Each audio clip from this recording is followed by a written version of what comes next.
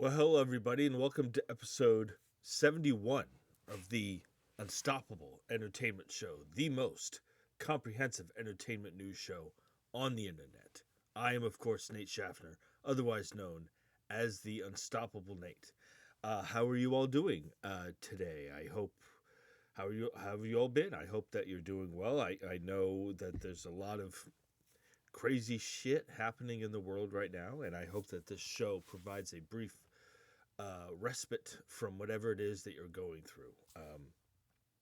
So I hope you enjoy the show. I hope you have enjoyed this show. I hope you enjoy the show today and in the future. Got a lot of interesting stuff to talk about on this episode.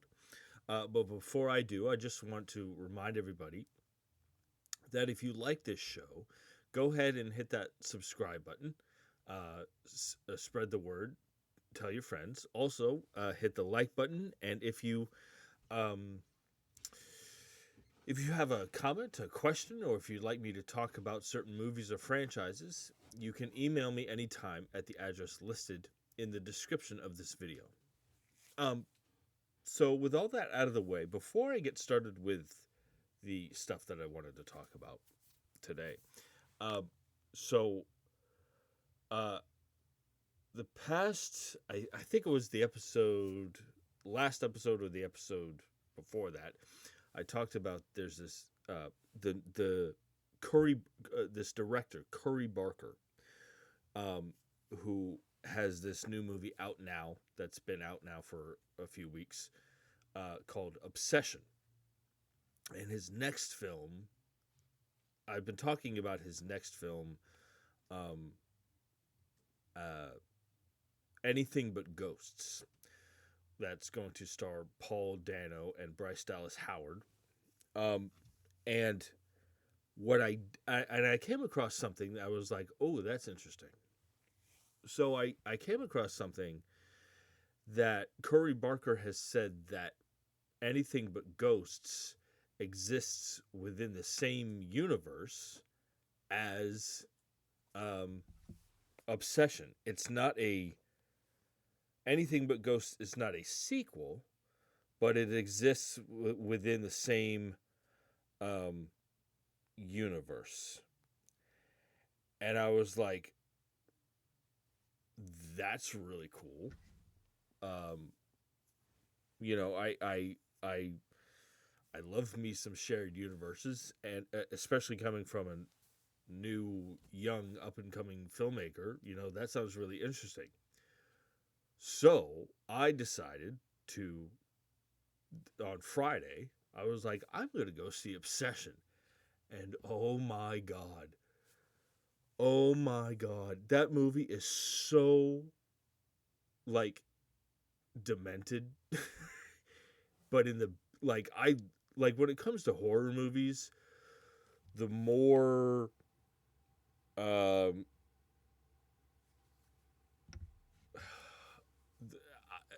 the more unhinged, the more graphic, um I love, like, the more extreme you go with horror movies, the more I'm going to enjoy it. And that's just me. And I don't know what that says about me. But oh my god. And I know that everybody's talking about, and rightfully so, by the way, Indy Navarrette's performance. Um, she's the actress in the movie. Everybody's talking about her performance, as well they should. This movie, I'm so glad I did, because for whatever reason, this movie Obsession was not on my radar. And I'm not, listen to me, like, I'm not the fucking authority on, just because it's not on my radar doesn't mean, like, I'm just saying, like, for whatever reason, it just passed me by. And then everybody started talking about it, and it's breaking all kinds of records, and now it's going to be in this same universe as this Anything But Ghost, and I'm like, I gotta see this fucking thing. And this this movie is so demented. It's so, look, I've seen a lot of horror movies to the point where jump scares don't scare me anymore. Like I I I've seen enough horror movies. Like I can tell the way the tension is building, the way the camera is moving.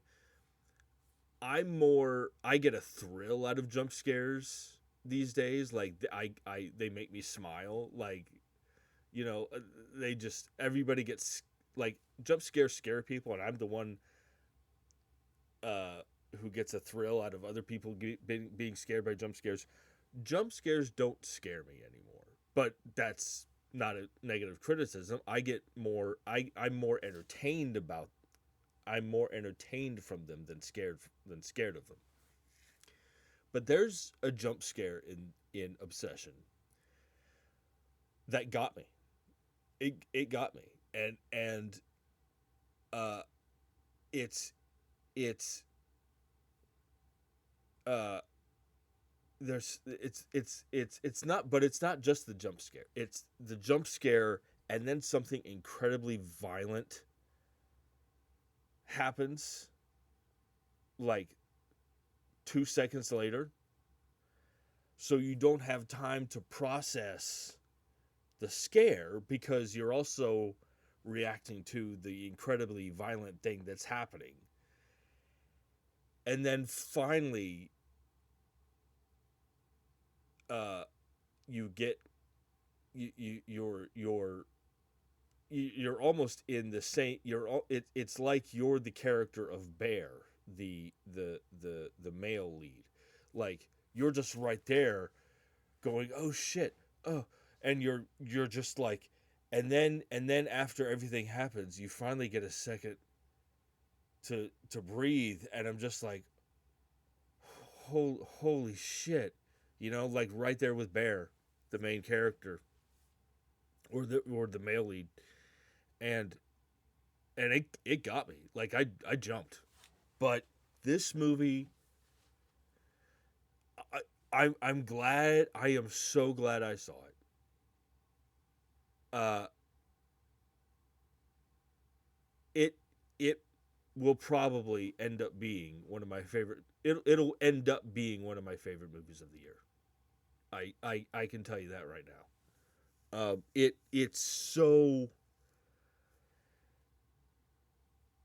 it's great. It's just great, and I'm probably so yeah. So I wanted to give my thoughts on Obsession.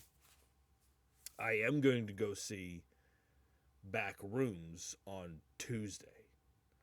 So I'm excited for that as well. But I just wanted to talk about Obsession for a few minutes and tell you how much I fucking love that movie.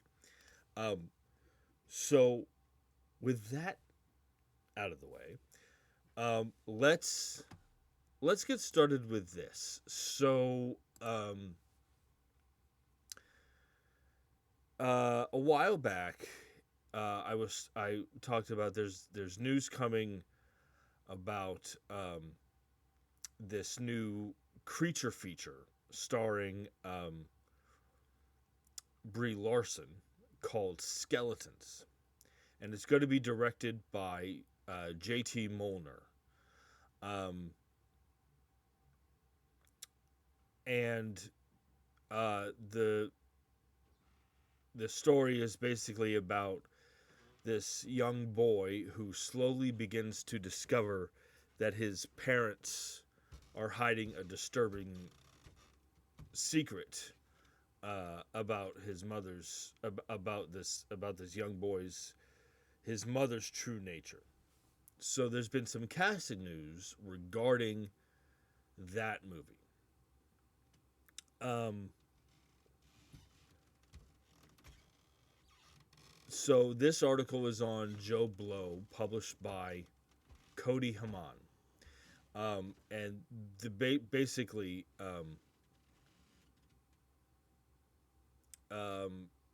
this report basically says that Kyle Gallner has joined Brie Larson in the cast. Brie Larson is playing the mother with who is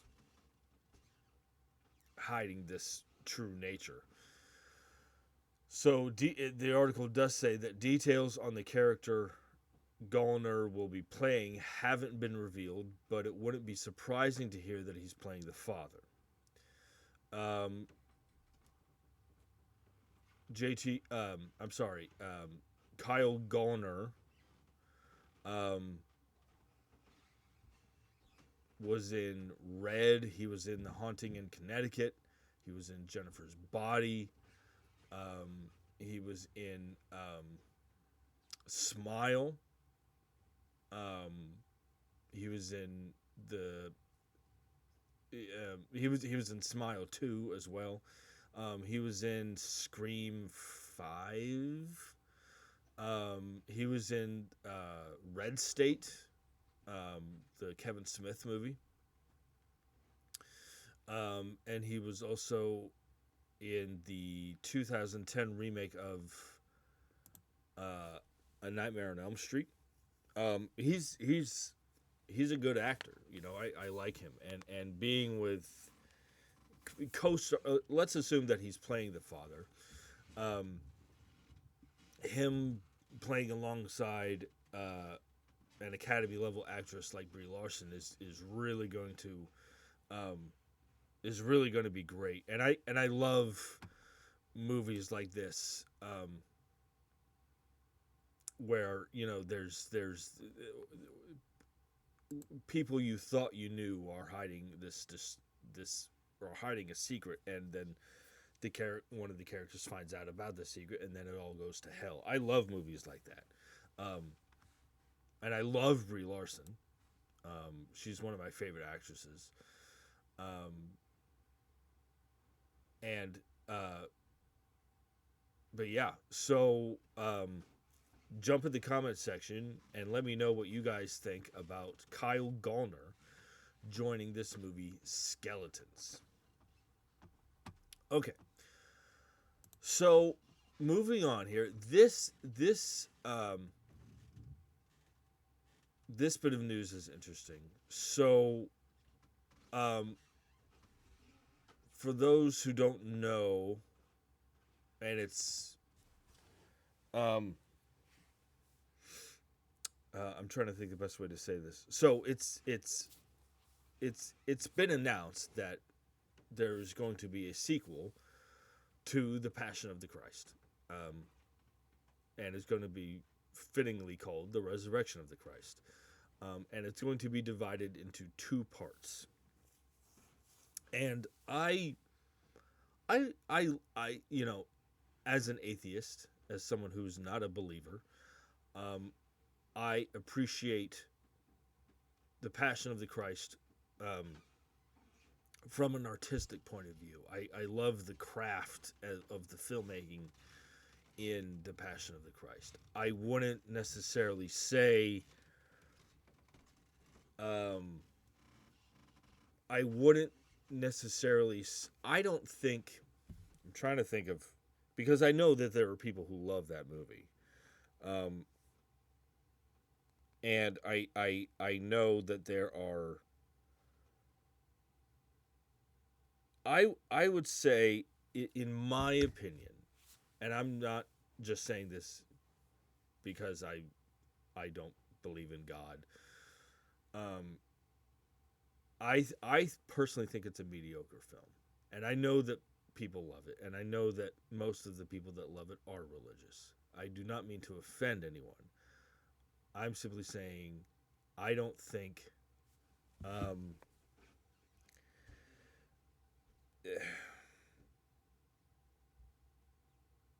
it's it has it's just I don't know the it's tough to say.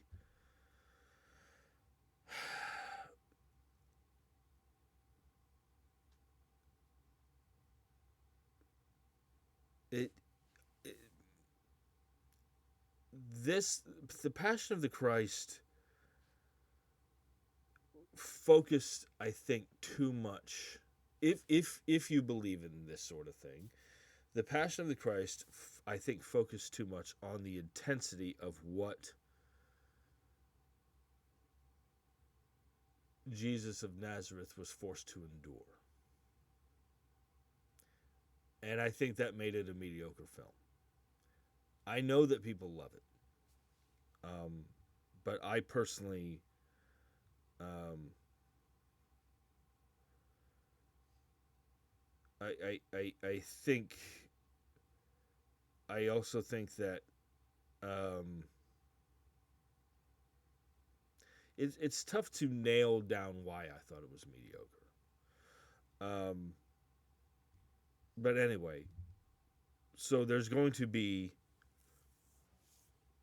a sequel called The Resurrection of the Christ, which, again, if you believe in that sort of thing, makes sense. But the movie has been recast. Um, uh,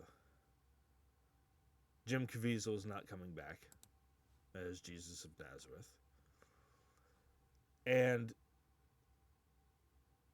the filming has concluded for for both parts of the resurrection of the Christ. However, there has been some disappointing news for people, and I also want to say, as someone who appreciates the craft of filmmaking and the artistic merits of the Passion of the Christ, I do want to see the resurrection of the Christ because I want to know. I just I love the craft of the filmmaking, and I love Mel Gibson as a director. Um, so I am interested in seeing the resurrection of the Christ from that standpoint. But there has been some disappointing news regarding those movies. Both movies have completed filming. This article is on Screen Rant, published by Jennifer Chu. And a little ways down here, it says that despite filming having concluded, both installments of the two-part biblical movie, The Resurrection of the Christ, will unfortunately be delayed. Part 1 was initially supposed to debut on March 27th, 2027, but got pushed back to May 6th, 2027, the second film's original release date. And as a result, the follow-up will premiere on May 25th, 2028.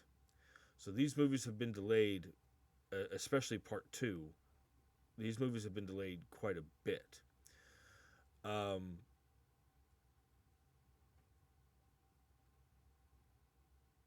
So it doesn't really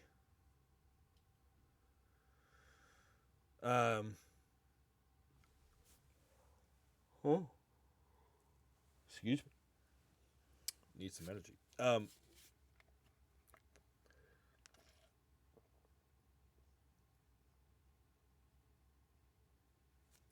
It doesn't really say, at least this article does not say, why the movie is getting delayed.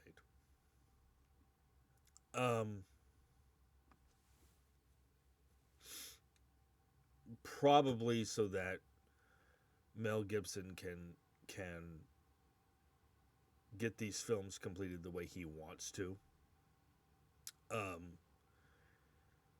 Because I'm sure that this was quite an ambitious undertaking. But it doesn't really say. It's unfortunate for people who want to see this movie. And it's unfortunate in general because, like, I personally, I hate when movies get delayed because I want everything to come out when they're supposed to come out. But it Mel Gibson probably needs time to get it right. So you give him time to get it right. After all, the last movie that he directed, Flight Risk, which starred Mark Wahlberg, did not go so well. But anyway,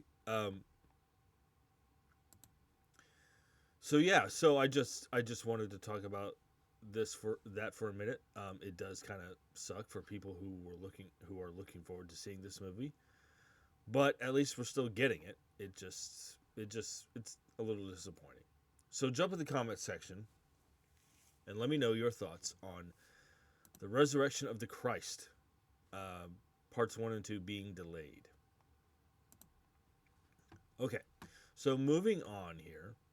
Um, you know, one of my favorite actresses, an actress who I have loved watching since the late '90s, is Julianne Moore.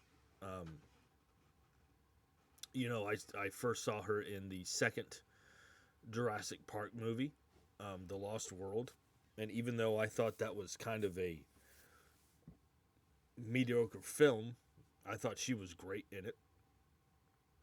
Um, and then seeing her, you know, it's interesting. She's an actress who can make mediocre films watchable. She played, a lot of people. She was in the sequel Hannibal, or she was in the Hannibal movie with Anthony Hopkins, which is the sequel to Silence of the Lambs. Jodie Foster did not come back to play Clarice Starling, and so Julianne Moore stepped in. Listen, Hannibal, that movie, had a lot of problems. It wasn't director Ridley Scott's best work. That movie had a lot of issues. Julianne Moore as Clarice Starling is not one of them. I will defend her performance in that movie to the ground. I did not care for the writing or um I just didn't like the film. I found it, I don't know, but she wasn't the problem. And then of course, she's an Academy level actress. Um,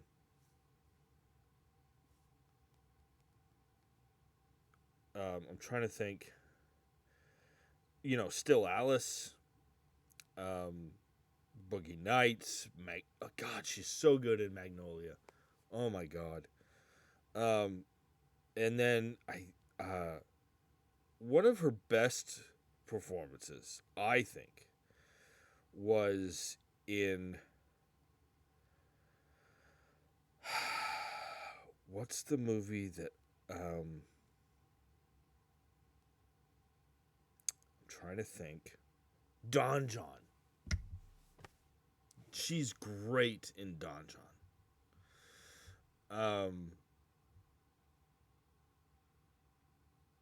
And then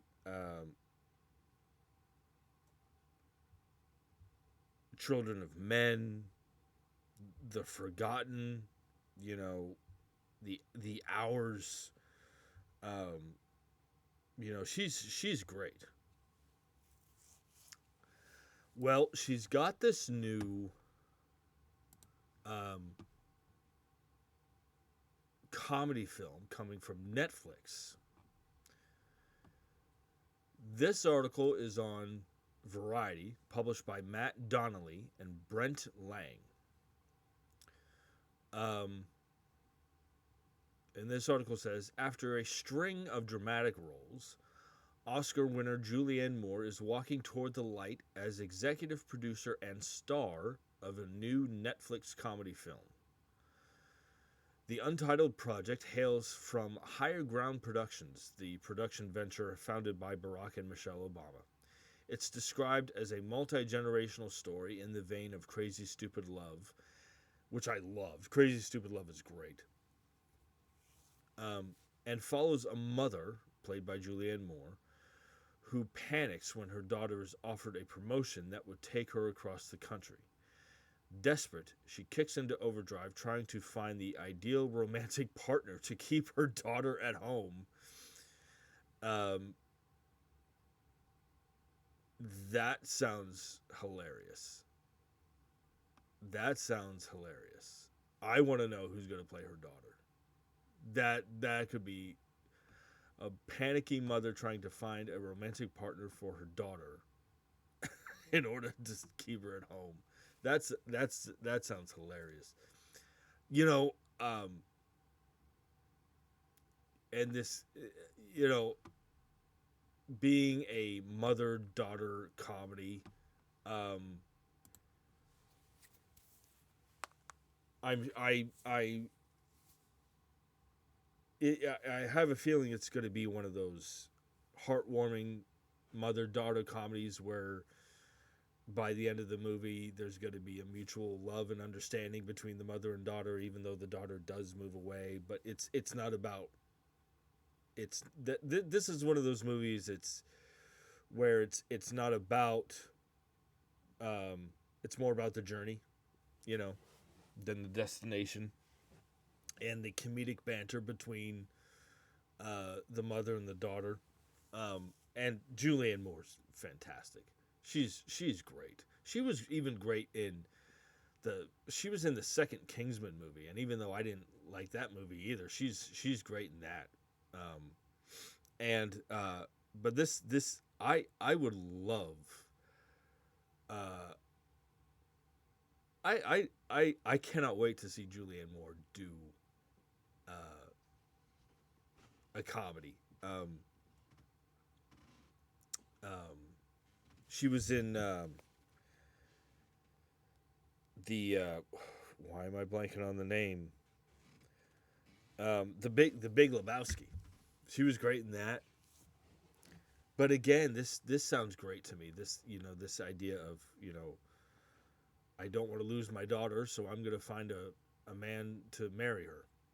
Um, and again, it sounds like by the end of the movie, it sounds like this could be a movie that by the end there's all the relationships are healed, and everybody loves and understands each other. And but again, it's not about the journey, it's about the destination. And it's just gonna this movie sounds like fun for the whole family, you know what I mean? And I love Julianne Moore.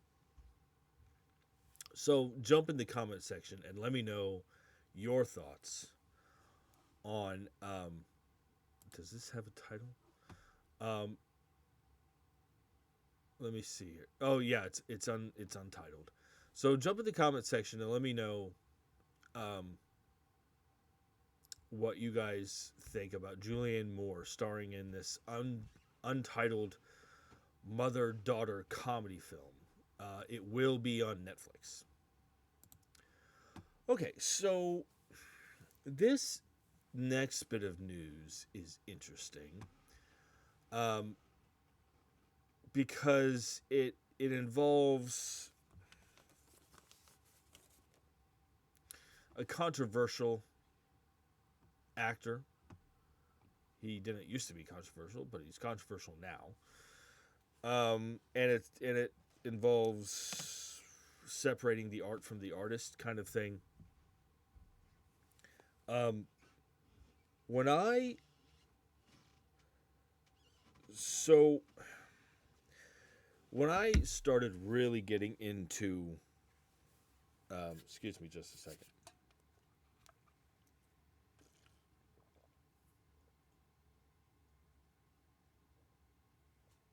Um,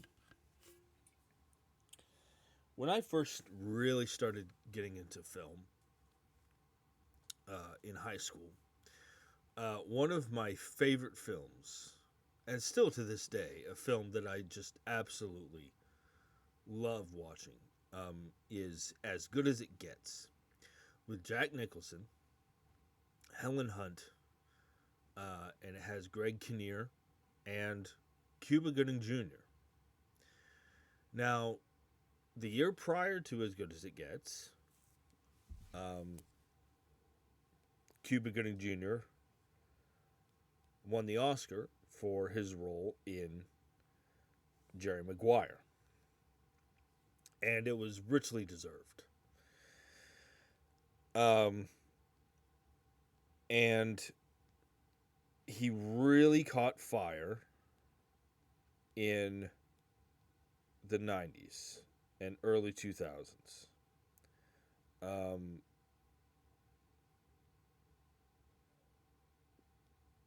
he was in Instinct with Anthony Hopkins. He was in Men of Honor. He was in Pearl Harbor.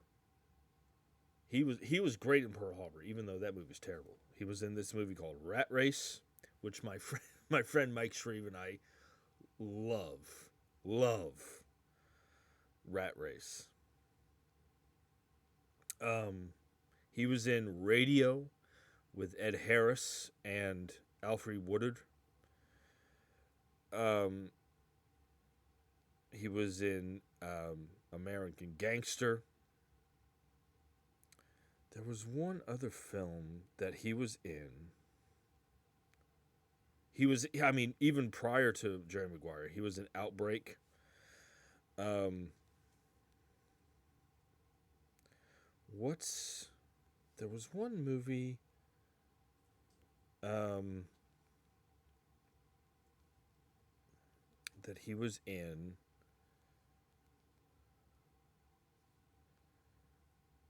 Oh yeah, it was Instinct. Yeah. Uh, so Instinct was Anthony Hopkins, Cuba Gooding Jr., and Maura Tierney. Maura Tierney played uh, was the female lead in Liar Liar with Jim Carrey. And so Cuba Gooding Jr. was real big in the 90s and then in the early 2000s. And then for whatever reason, um, he started being in the material that he was getting was not very good. A lot of straight to DVD stuff, which is fine, I guess. Got to pay the bills somehow. He was in Selma, the movie about the Martin Luther King Jr. He was in Lee Daniels' The Butler as Carter Wilson. He was in this movie called Red Tails, which was about the Tuskegee Airmen. But he not a lot of he kind of for whatever reason he kind of went from uh, great supporting actor to very kind of low profile actor and not appearing in not a lot of great stuff. And in 2021, 22, 23, somewhere around there,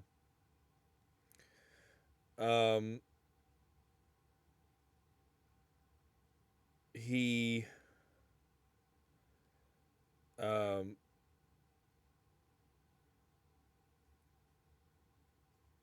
there were lawsuits filed against him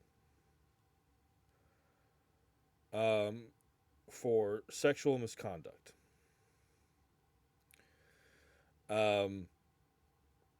And he pled. I'm reading this article here. I'm glancing at this article here. He pleaded guilty to misdemeanor forcible touching in 2022. However, he successfully completed the terms of his plea agreement by undergoing counseling and avoiding any further legal trouble. Now, as a result of him undergoing the counseling and avoiding more legal trouble, his conviction was reduced to a non-criminal harassment violation.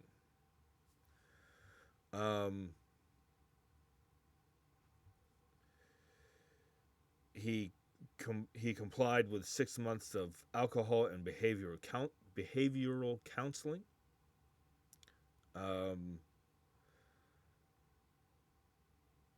There are all these sexual harassment, sexual assaults in that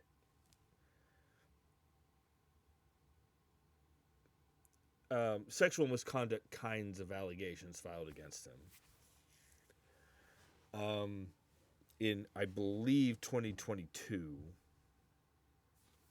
Um, and uh, but for the most part, he admitted. Well, I should say, um, not for the most part. In um,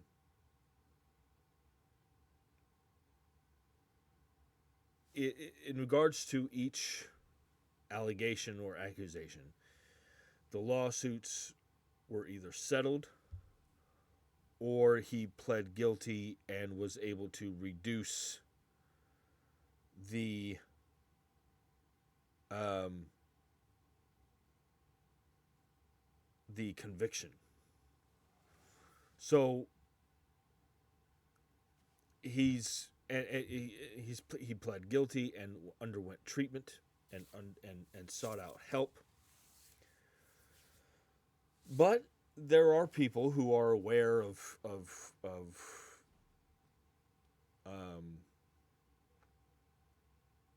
what has happened to him and feel differently and in terms of like so to be clear,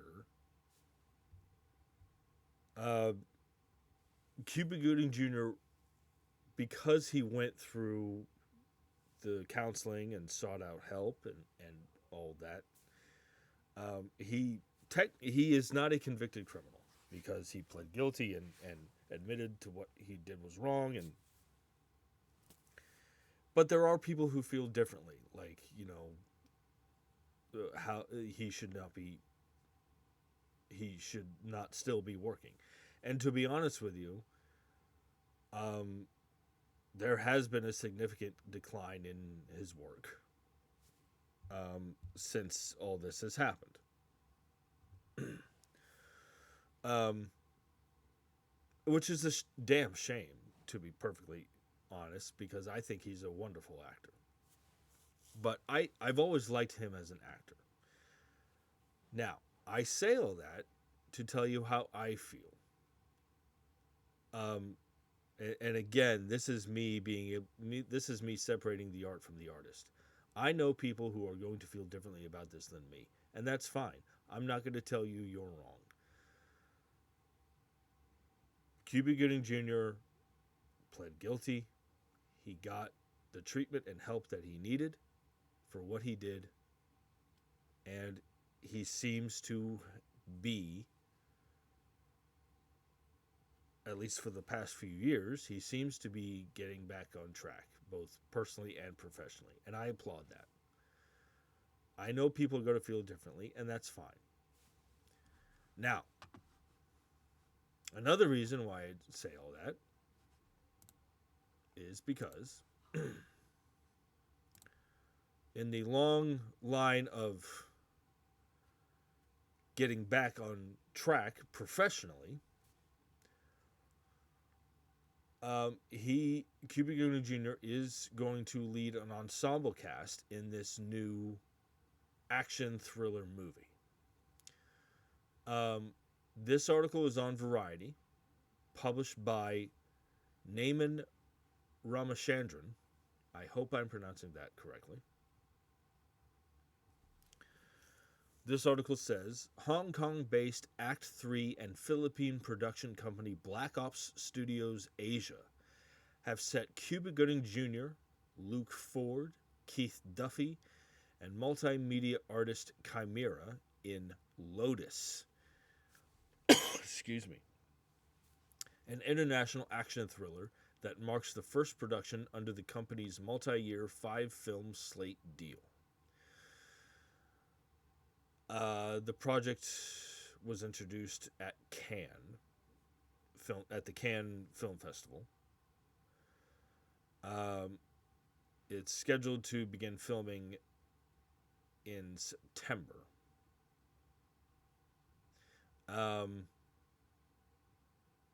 Let me see here.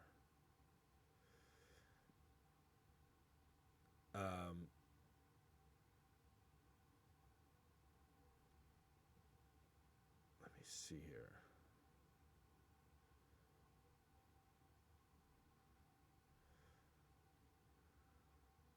If it gives any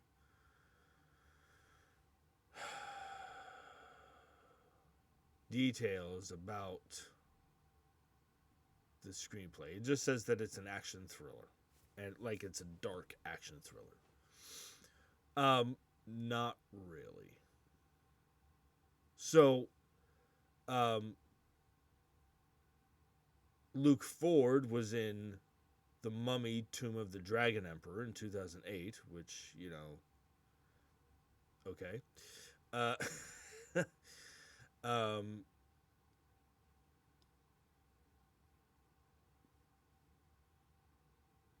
I'm not familiar with Keith Duffy or this or Chimera. Um, but an action thriller, sure, cool. Um,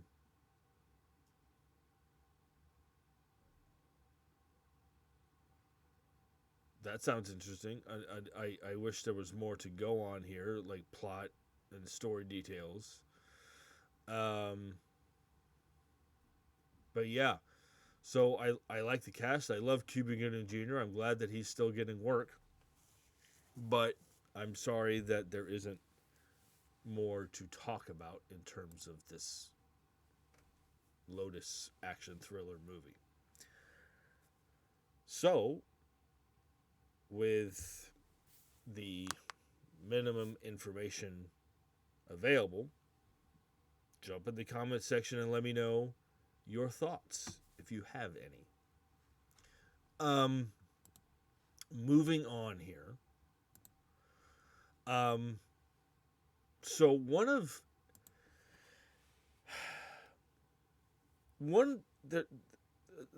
a trilogy of movies that I really find quite heartwarming are the Paddington movies.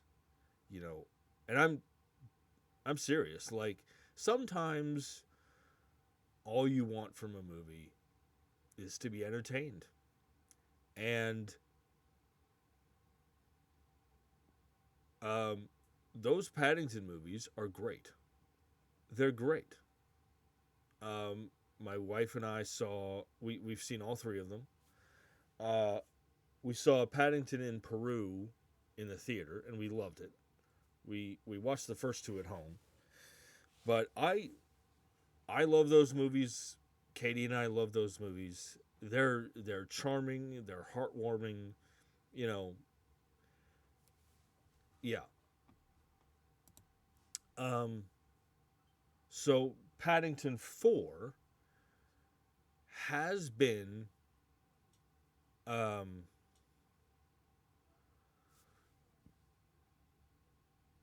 was announced.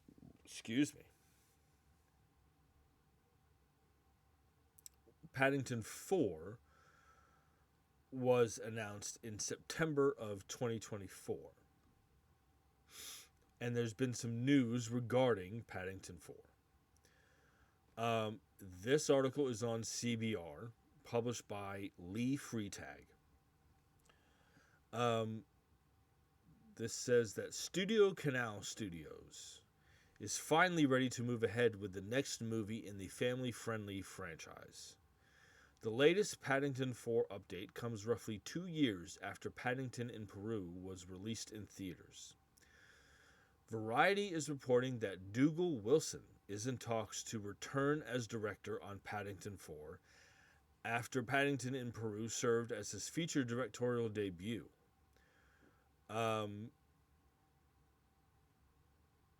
Yeah.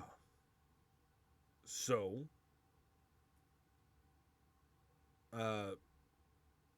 Dougal Wilson will return after directing Paddington in Peru.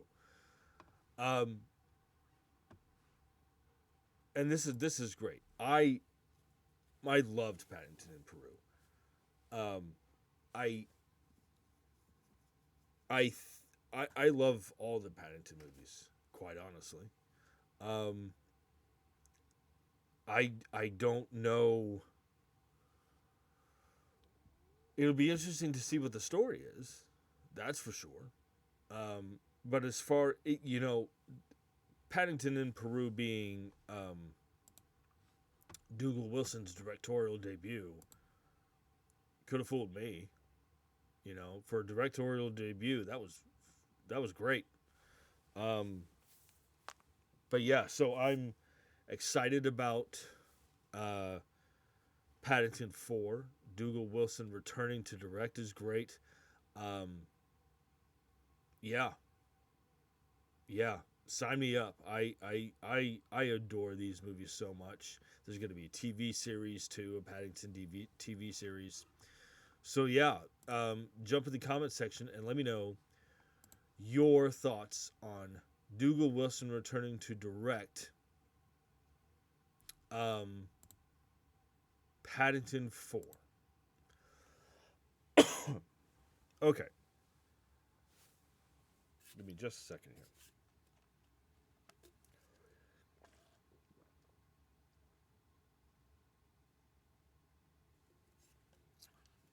Okay, so this next bit of news um, is is very interesting. Um,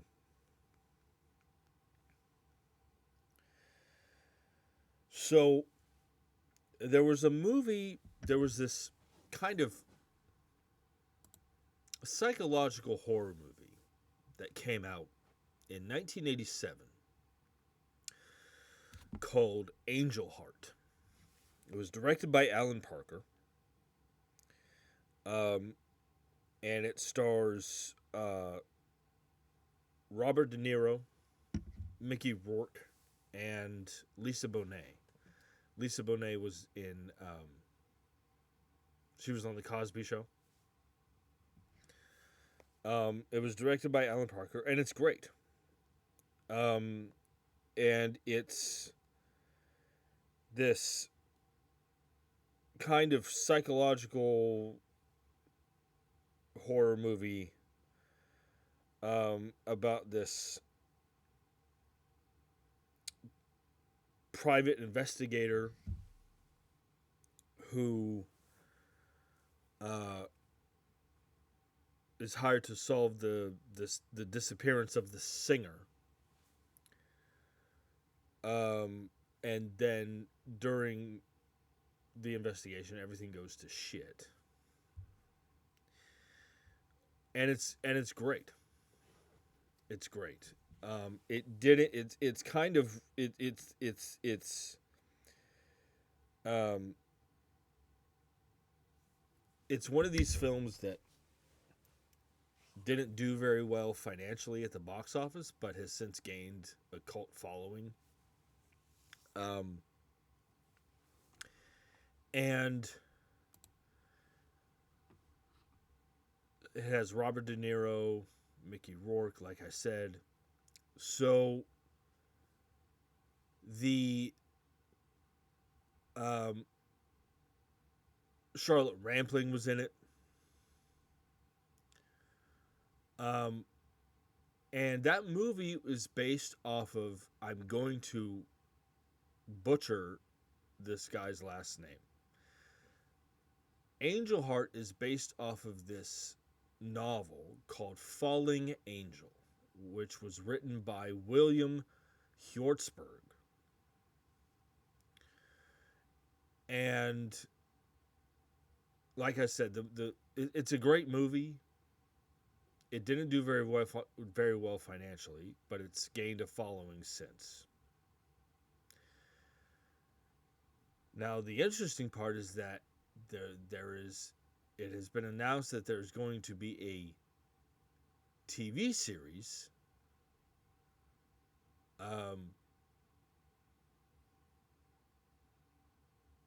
based on Angel Heart.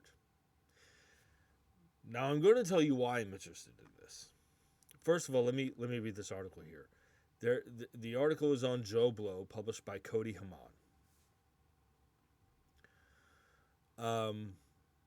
An adaptation of William Hjortsberg's 1978 novel Falling Angel. The 1987 neo-noir psychological horror film Angel Heart has developed a strong cult following in the decades since its release, a fact which has now paved the way for the concept to receive the TV series treatment from A24 Studios, HBO, Black Rabbit creator Zach Baylin, and star/executive producer Zac Efron. Now, here's where it gets interesting. A little further down in this article, the article says, Deadline reports that the TV series will draw inspiration from both Falling Angel. I want to make sure I get this right.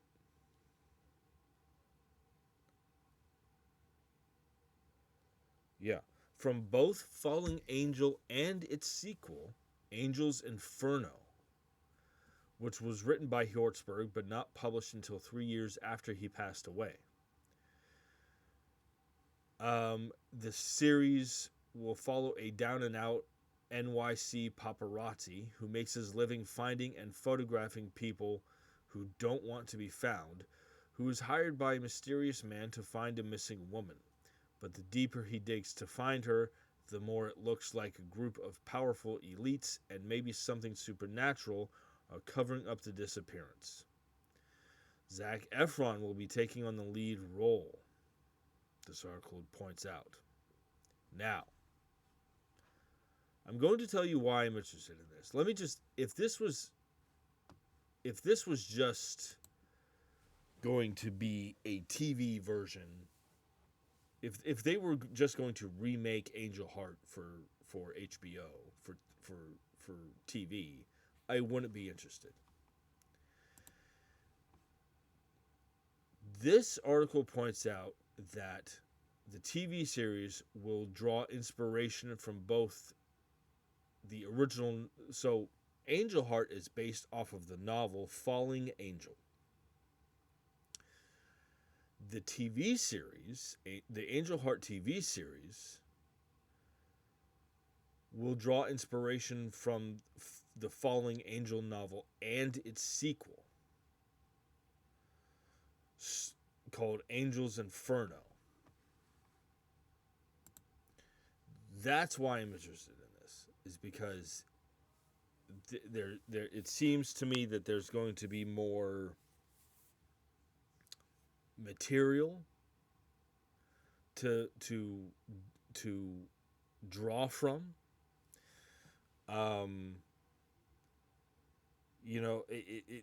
It also this also hints that this Angel Heart TV series could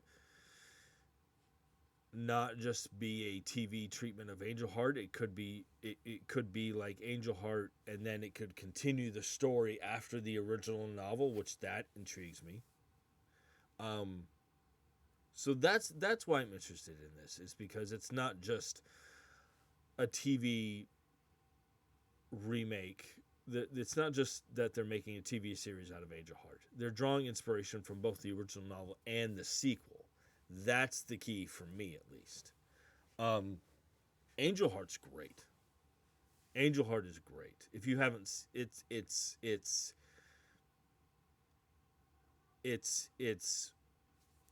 one of those.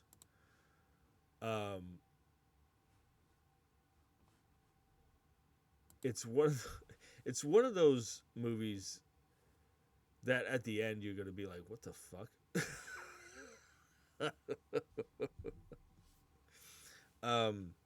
But yeah, again, that's what intrigues me, is that it's not just going to be a TV treatment of Angel Heart. It's going to be drawing from the original novel and the sequel. So there's going to be more material to work with than just the original novel.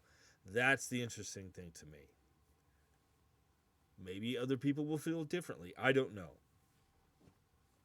So jump in the comments section and let me know your thoughts on an Angel Heart TV series. By the way, I love Zac Efron. Zac Efron's great. He doesn't always pick the best material, but I think he's great.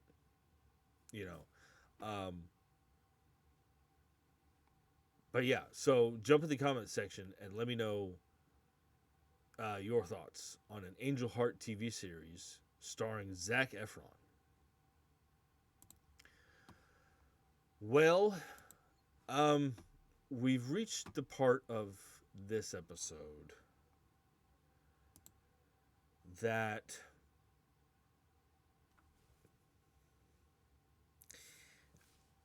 I knew I was going to talk about, and it's going to be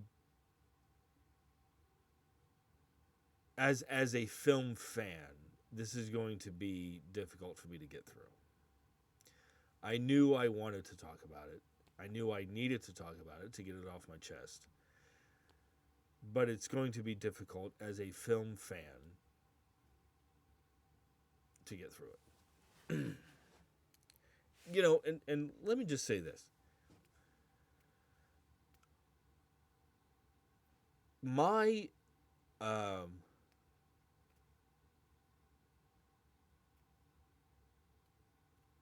I really believe in the power of movies, in the power of cinema. I believe that cinema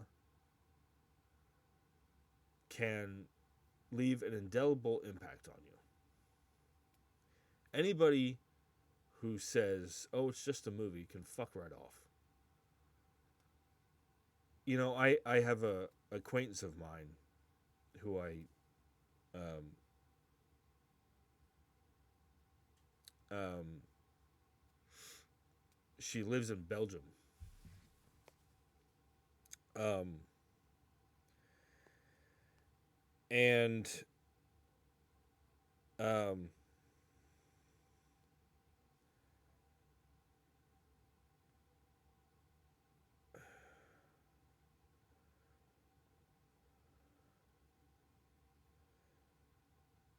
let me just I want to make sure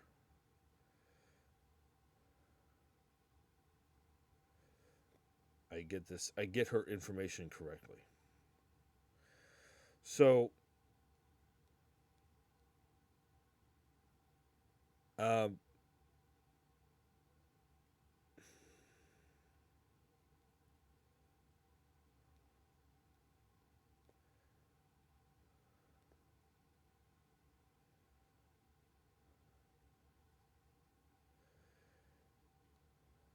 yeah, I'm sorry. I have a acquaintance of mine who lives in Belgium, and her favorite film director was David Lynch. And um, when David Lynch died, she was absolutely distraught.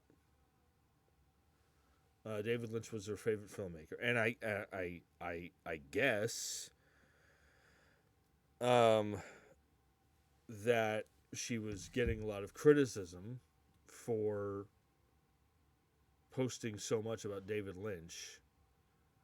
Like why are you so she was I guess she was getting a lot of criticism because like why is she so distraught over the loss of David Lynch when she didn't even know him personally.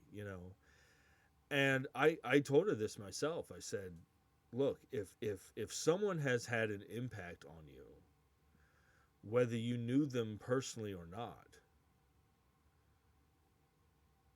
never feel bad about that. Um, you know, I remember when Carrie Fisher died. I broke down in tears. She was you know she was the OG uh, female ass kicker, or ass kicking female, I should say. Okay, I'm trying to prepare to get through this. So, um, I when it comes to movie fandom, everyone has their thing, right? Mine is Star Wars. Everybody has their every fandom has their own.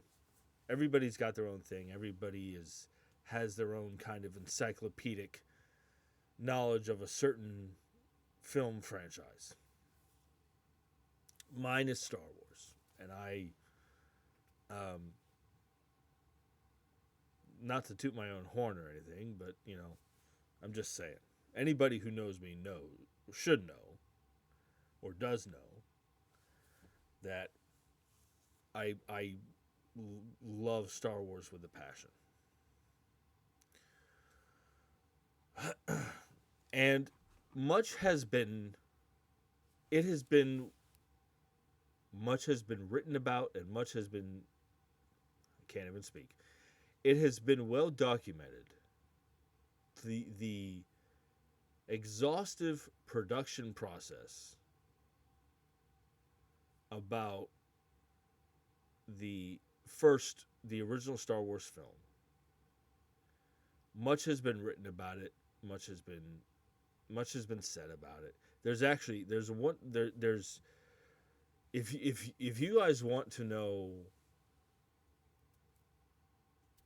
about if you guys really want to deep dive into the exhaustive production process of the first Star Wars film specifically, there's two things you should do. One is there's this book called How Star Wars Conquered the Universe.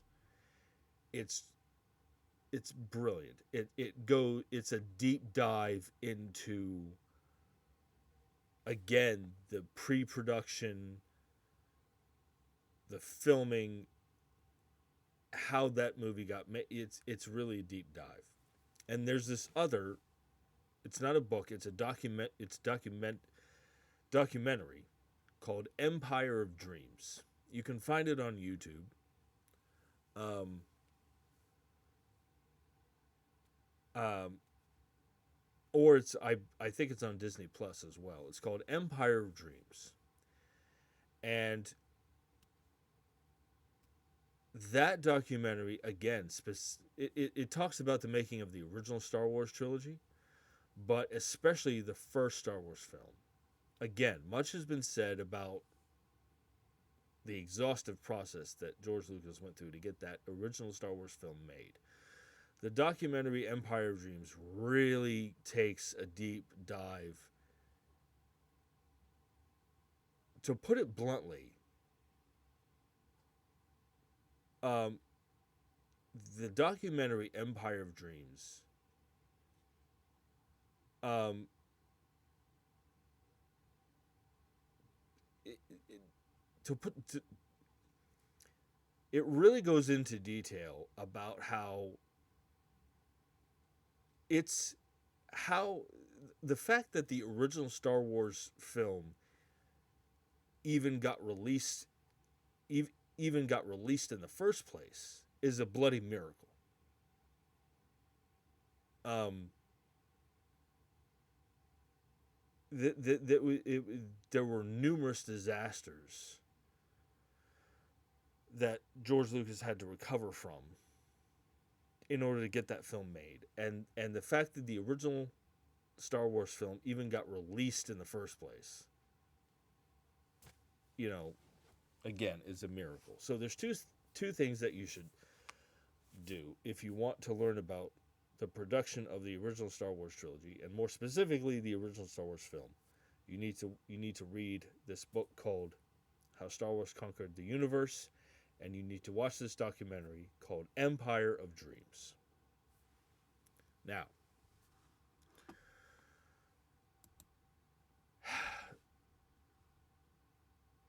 what a lot of people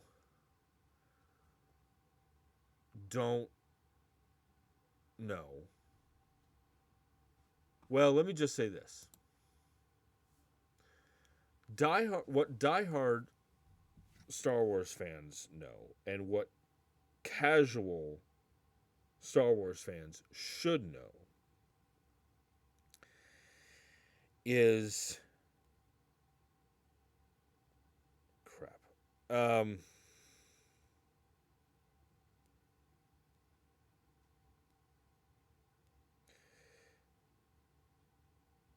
there was trying to think of the best way to start what I want to say. So, at the time of the original Star Wars trilogy, George Lucas was married to a woman by the name of uh, Marsha Lou Griffin, or they were married at the time, so it was Marsha Lucas, and she was a Academy Award winning film editor. She edited uh, again. George Lucas and Marsha were married at the time of the um,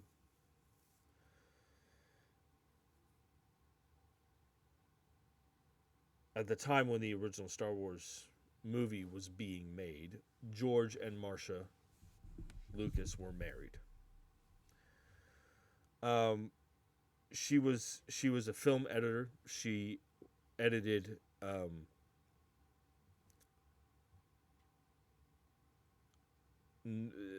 THX 1138, which was the first film by her then husband George Lucas. She edited American Graffiti.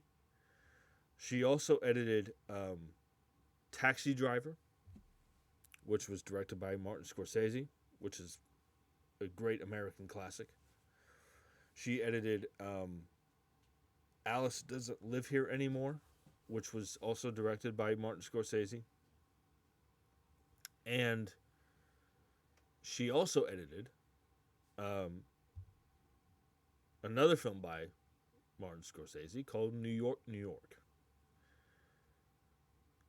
which came out the same year as Star Wars.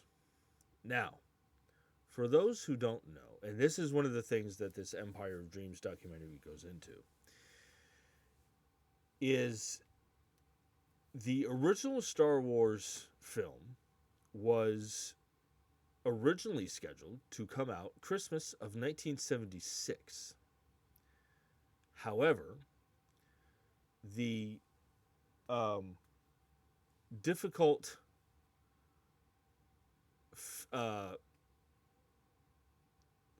there were the filming on the sound stages in London, I believe. Well, they filmed the Tatooine scenes in Tunisia, and then they went to London, I think, in London, to film on the sound stages, like the everything in the Death Star and all that stuff.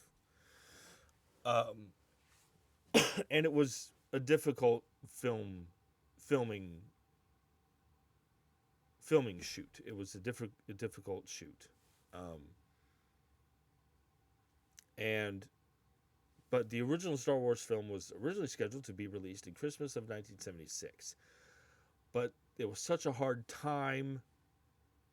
It was a difficult filming process in London that the film was put severely behind schedule.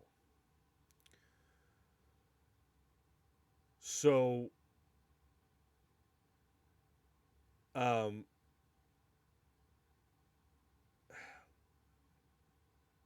the um, after filming was completed, George Lucas had to rush and start the post production process just so the movie would even get released. So 20th Century Fox delayed the film until, um, obviously, May of 1977. So, and this is something that George Lucas talks about in the documentary, is that um, in the documentary Empire of Dreams, George Lucas talks about when he went into started doing post production and specifically the film editing process. He he had started to look at the film and the way it was cut together, the way it was edited, and he was shocked. He was it was a disaster. George Lucas wanted things edited a certain way, and the editor that he was working with didn't really want to do that. So George Lucas let had to fire his editor. So he was behind schedule in the first place, and then he had to fire his editor. And again, this is another, you know, they talk about it briefly. Is like, is this movie even going to be released at all? Now here's where this gets into what I wanted.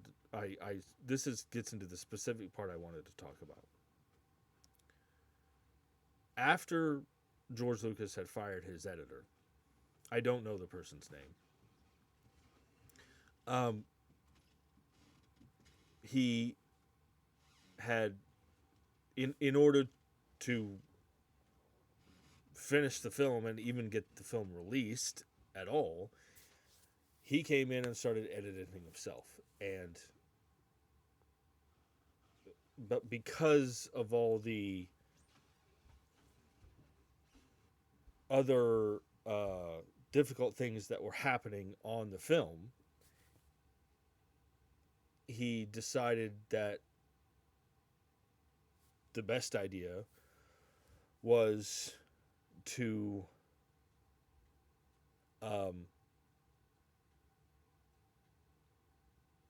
instead of editing the film himself,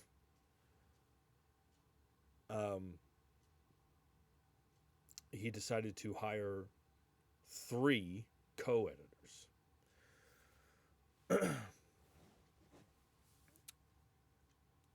Two men by the name of Paul Hirsch and Richard Chew. And while Marcia Lucas, at the time Marcia Lucas, while Marcia Lucas was editing New York, New York with Martin Scorsese, George Lucas was able to borrow her for an extended period of time so she could help edit Star Wars. Now, Paul Hirsch and Richard Chew, I'm going to get into...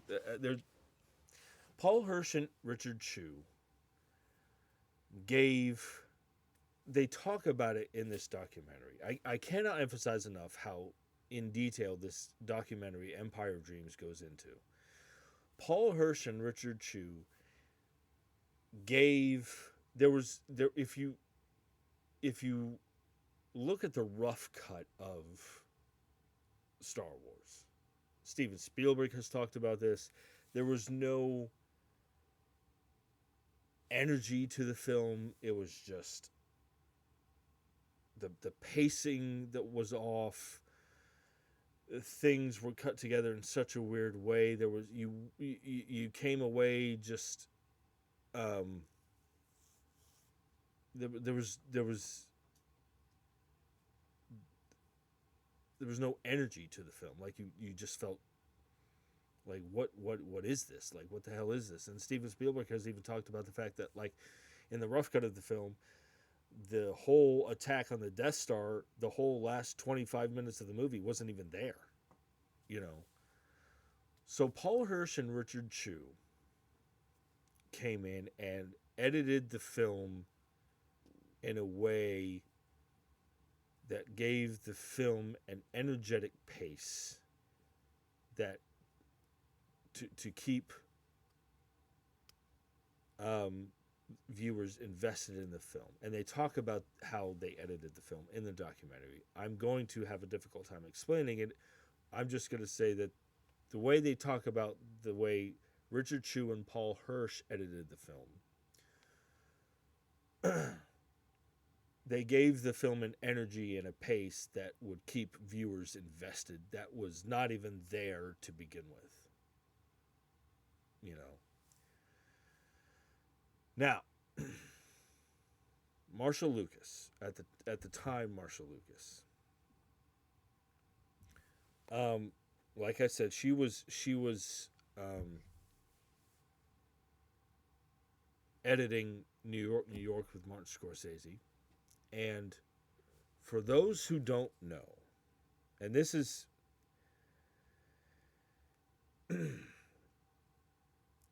um,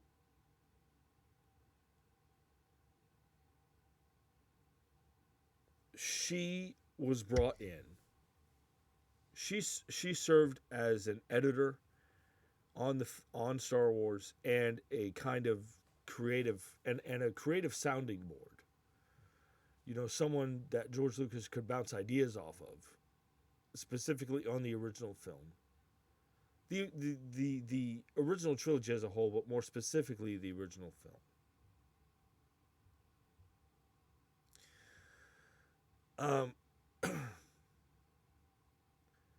Now, this is where there's there's you can Google on YouTube. You Google on YouTube. You can find on YouTube. You can Google it. There's numerous books, documentaries, YouTube videos. The original Star Wars film was saved in the edit. Was saved in the edit room. Marshall Lucas was brought in as the lead editor on the original Star Wars film. And for those who don't know, specifically when it comes to editing, again, she also served as a creative sounding board for George Lucas.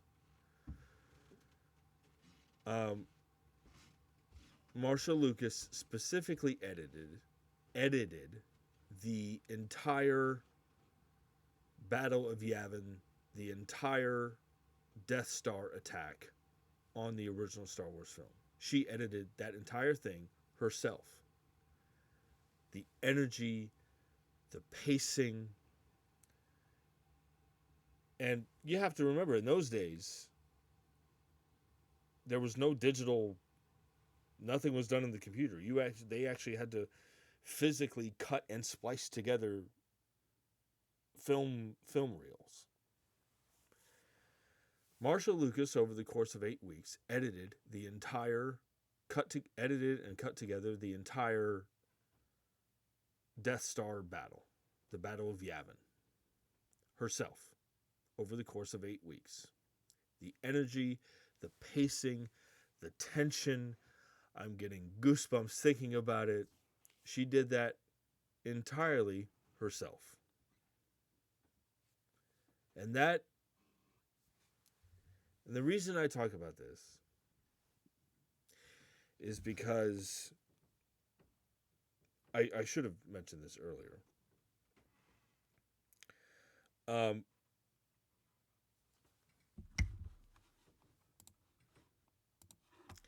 On May 27th, Marshall Lucas passed away. Marshall Lucas died.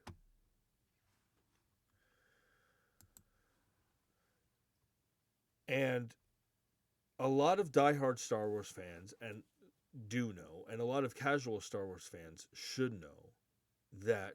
And look, nothing against Paul Hirsch or Richard Chew, the other two editors.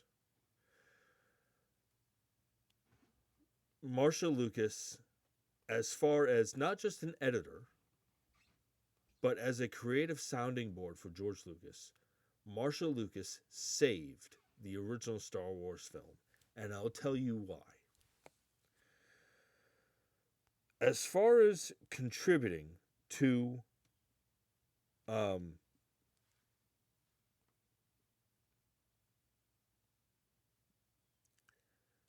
the original Star Wars film,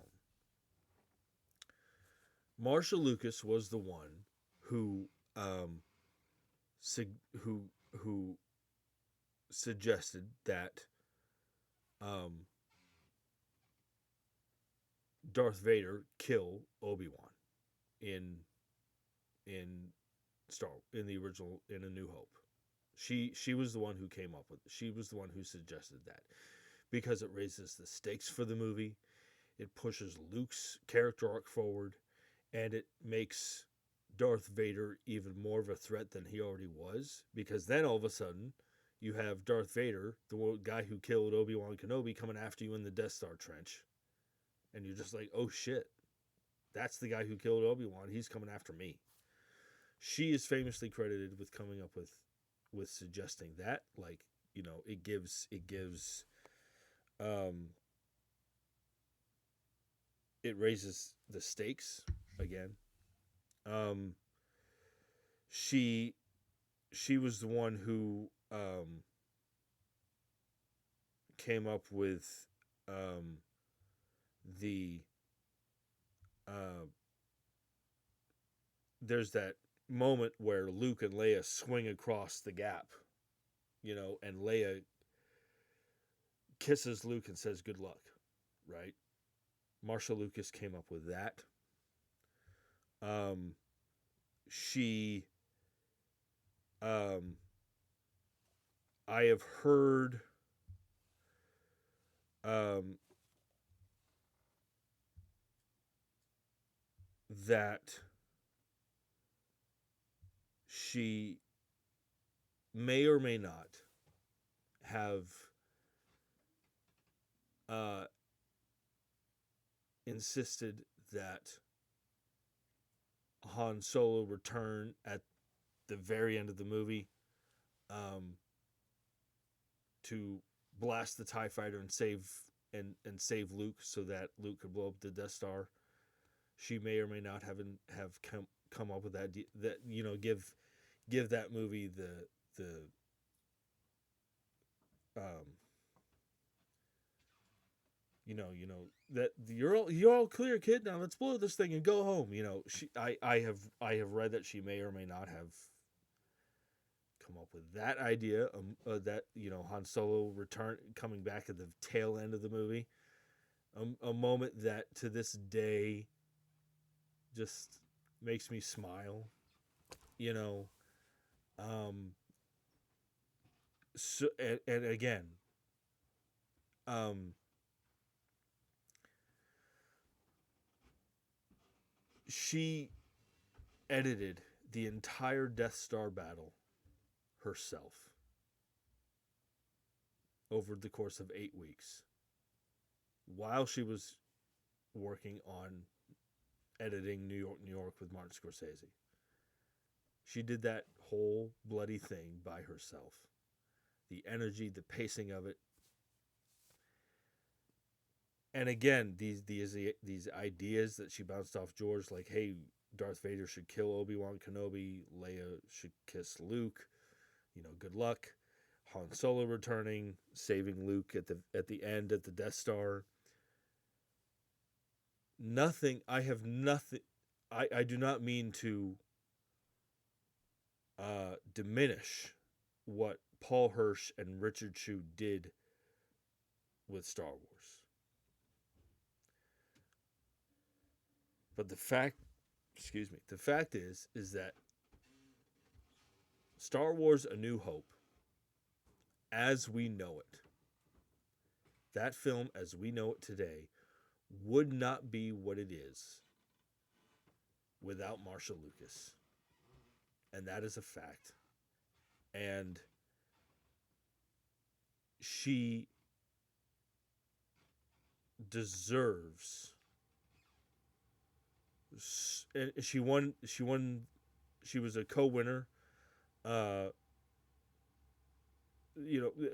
Star Wars won Best Film Editing at the Oscars, the original Star Wars film.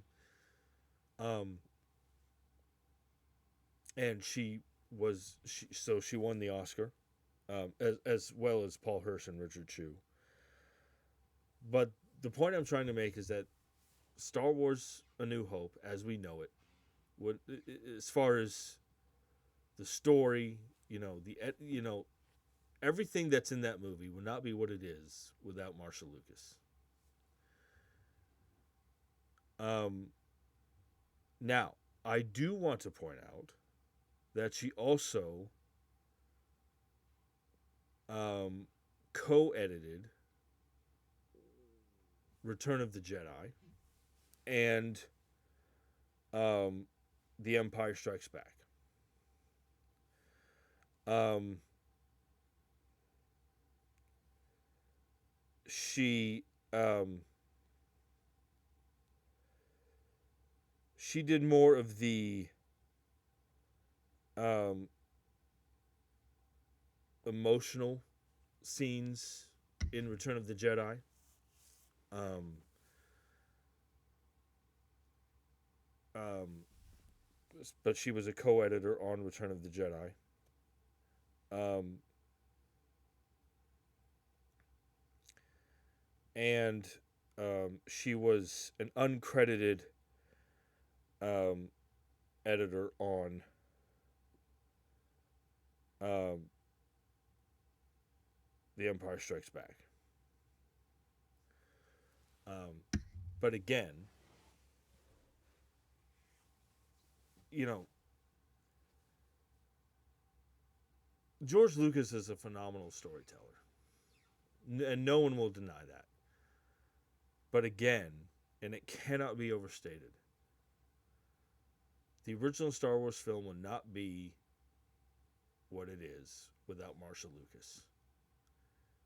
Um, there would be no Empire Strikes Back. There would be no Return of the Jedi without Marshall Lucas, and without specifically because of the her being the creative sounding board for George. And and again, I don't mean to diminish at all what Richard Chew and Paul Hirsch did, but Marshall Lucas was so integral to what she contributed to the original Star Wars film is so integral, and any Star Wars fan should know this. So, the next time you watch the next time you watch A New Hope, just keep that in mind. Is like that George George Lucas and Marshall Lucas, quite honestly. George Lucas, Marshall Lucas, Paul Hirsch, and Richard Chew should share credit for the way that film came together. And I was incredibly diehard Star Wars fans were, and as a Star Wars fan myself, I was incredibly sad to learn of Marshall Lucas's passing, her death. She was 80 years old, I believe. She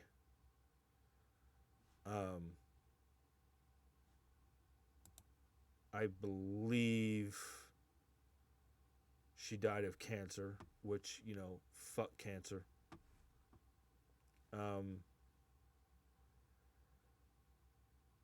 But yeah, she was an Oscar-winning filmmaker. But yeah, so I don't know what else to say. I don't want to overemphasize things too much, you know. But like I said, you can literally Google how Star Wars was saved in the edit, and you'll learn so much. Um, so Marshall Lucas will be dearly missed. So yeah. Um, okay, I'm gonna try to move. Let's move on to something a bit more pleasant. Um, mm,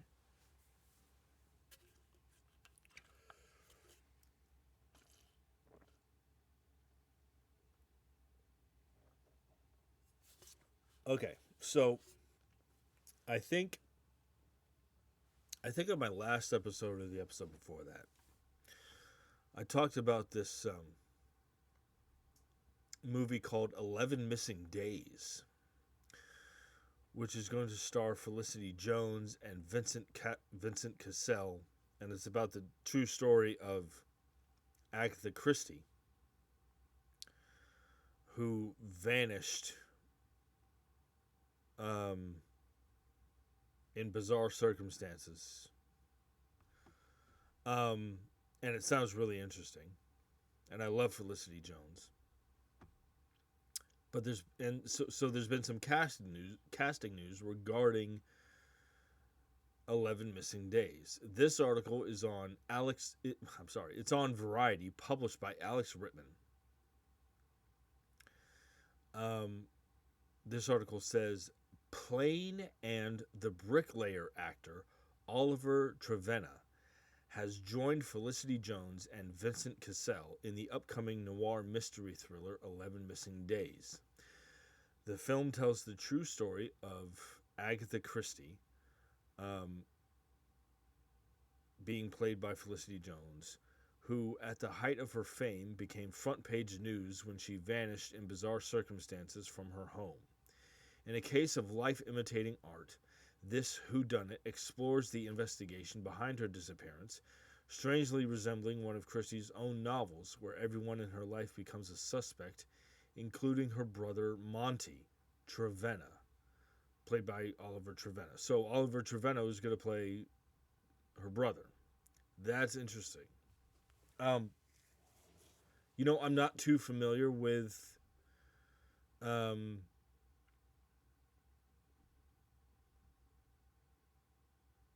I do know that this is based on the book Agatha Christie and the 11 Missing Days. I'm not familiar with Oliver Trevenna, but being in a movie like this, um, will certainly elevate his status as an actor. It's a very high profile project, it seems. Um, and this sounds great, and I love Felicity Jones. And yeah, so I wish there was more I could talk about regarding this, but all I can say is the more casting news means they're going to start um, filming soon, and I'm really looking forward to this movie. Um, so jump in the comment section and let me know your thoughts on Oliver Trevenna joining 11 Missing Days. Okay, so this next bit of news, I guarantee you is going to ruffle some feathers. So I made some notes here regarding this. So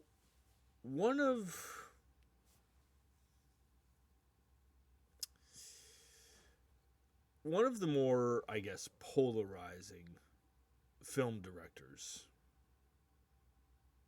for a while now has been Zack Snyder.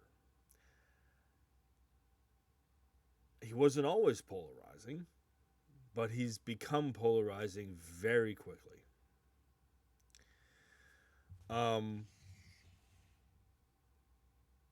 Let me just say this. I Um,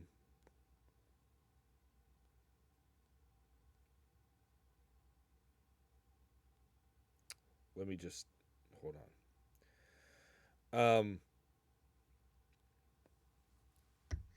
I love the way Zack Snyder. I love his filming style.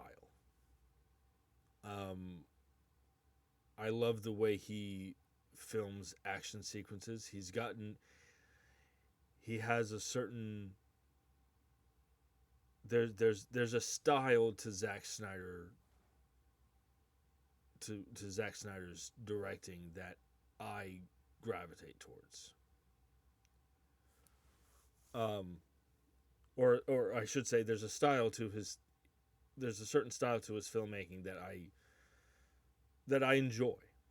Um, I Unfortunately I don't think the material that he directs from is all that good. But I think he's a good. To be honest with you, I think he's a mediocre filmmaker. I think he directs action sequences exceptionally well. Um,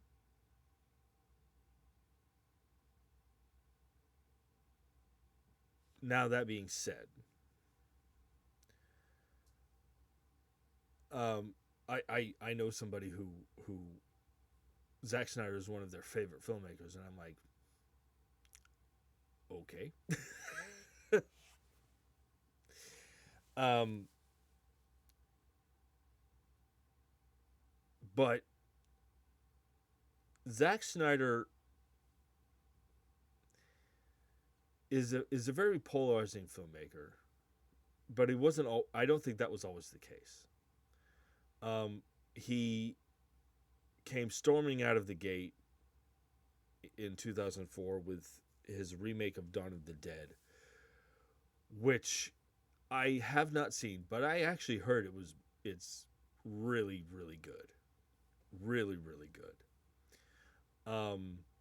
And some would say that it's still his best film, his remake of Dawn of the Dead. He came storming out of the gate with that, and then 2 years later he directed 300, which he also wrote. Um, the 300 movie, which I like that movie. I like that movie quite a bit. Um, there's that one prolonged slow mo shot of Leonidas just cutting through guys that I love so much. I think 300 is a decent film. And then in 2009, um, he did um, he directed Watchmen, which I think is decent. Um, I think the Watchmen movie is more of a translation of the comic rather than an adaptation. And I've heard that criticism from a couple of people. I think it's a decent movie.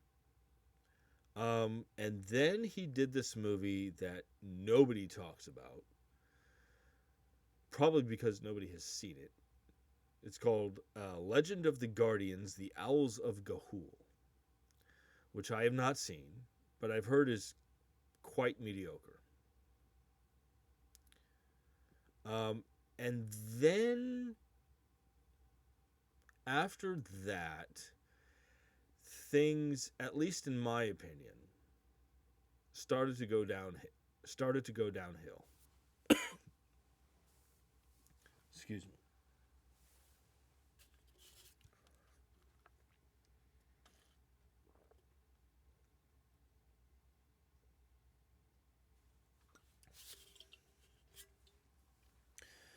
Um, in 2011, he directed this movie called Sucker Punch, and it's terrible. It's terrible. And then 2 years later, the polarization of Zack Snyder began with Man of Steel. Now, I personally, I love Man of Steel.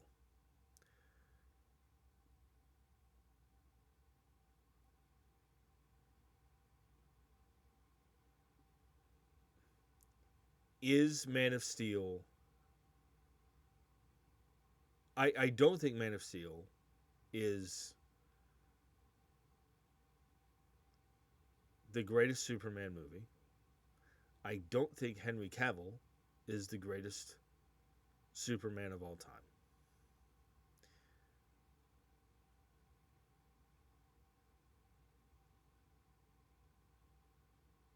I don't think that Man of Steel is the kind of Superman that a lot of people wanted.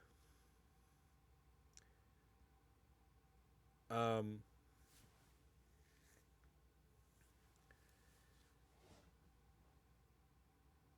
Zack Snyder gave us. Now, it should be pointed out in regards to Sucker Punch. Um, I just want to go back to Sucker Punch for a minute. Zack Snyder also wrote Sucker Punch, which is probably one of the reasons he came up with the story and he wrote the screenplay for Sucker Punch, which is probably one of the reasons why it's terrible. Um,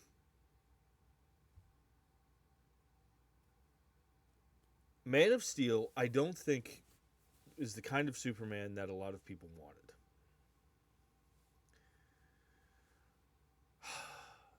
I think Zack Snyder gave us a Superman for the kind of world that we were living in at that time.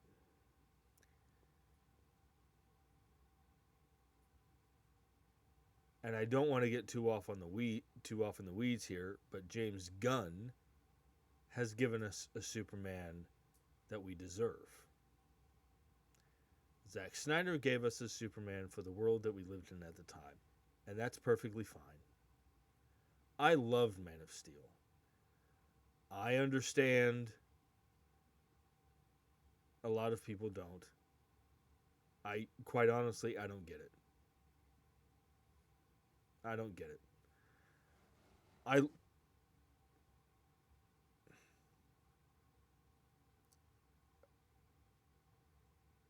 well, I do get it. I lied. I do get it. I just don't. I just my problem with people who hate Man of Steel is that they've never given me a convincing argument as to why they hate it.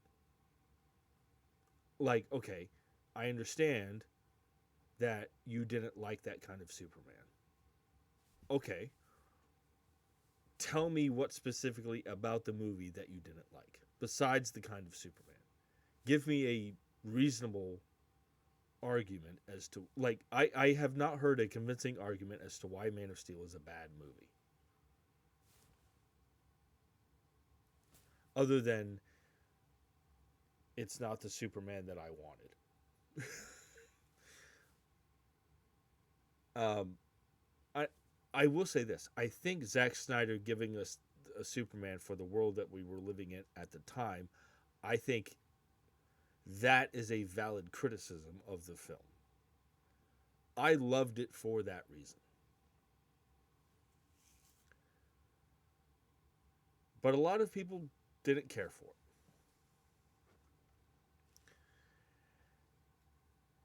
And then came Batman v Superman: Dawn of Justice. Um, that movie, I it's muddled. It's a very muddled film. I do think that the extended cut is better, not by much, but better.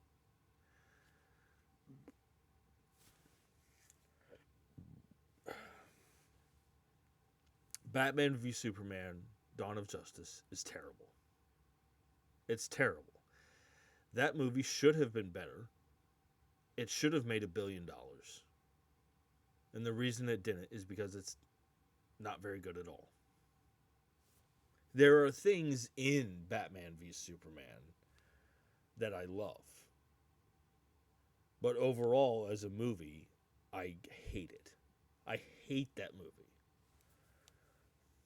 Batman v Superman is a great example of what I think Zack Snyder is good at as a filmmaker. Zack Snyder is incredibly good as a filmmaker at directing action sequences. If Zack Snyder served as a co-director on the films that he works on, like co-director as in he directs the action sequences, I think the movies that he's involved in would be better. Like, you get someone else to direct the exposition stuff, I'll direct the action sequences. That would be, I think Zack Snyder's movies would be better if that were the case. So, and then came the whole Justice League mess. Now, for those who don't know,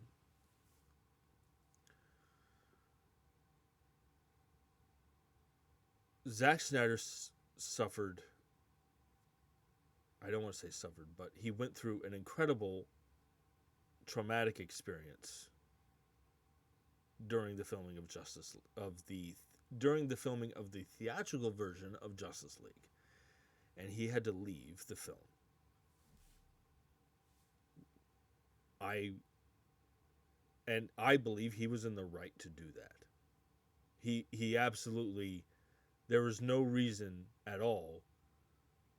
You know, Zack Snyder suffered a terrible tragedy. You take all the time you need, man. You know, that's horrible what happened. I do believe that Warner Brothers should have delayed the film so that Zack Snyder could take time off and make the film that he wanted, which he eventually did. But the theatrical version of Justice League, Zack Snyder suffered a terrible tragedy, had to leave the project, and Joss Whedon came in, and Joss Whedon is the reason why why the theatrical version of Justice League is what it is. The theatrical version of Justice League is quite mediocre. It's better than Batman v Superman,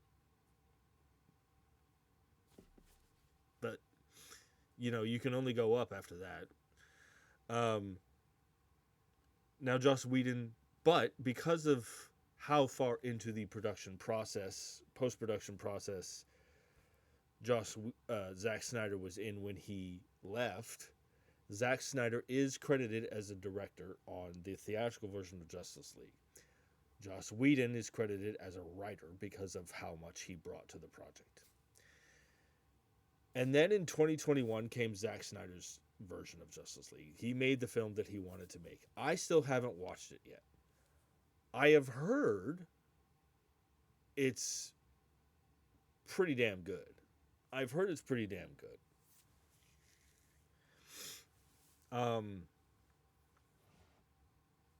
But I need to see it.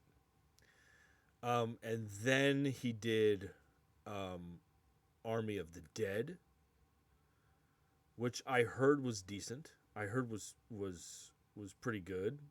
I know people who worked on that film. They had a different opinion.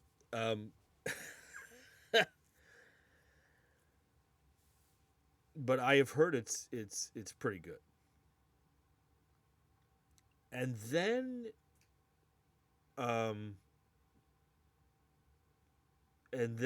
more recently he's done the stuff for Netflix, the Rebel Moon Part 1 and 2, which I have heard are just terrible. I basically, what I've heard is that Rebel Moon Part 1 and 2 is Zack Snyder's love letter or homage to Star Wars. And I've heard that, and I've heard that it's terrible. Both are terrible. I've heard that Part 2 is even worse than Part 1. I've heard both are terrible. I haven't watched either one. But again, I will say that of there's a certain style that Zack Snyder brings to his films. There's a certain visual style. There's a certain I that I am drawn to. Um, I think he's a fantastic in terms of directing action sequences. I think he's great. Hi, hon. Say hi.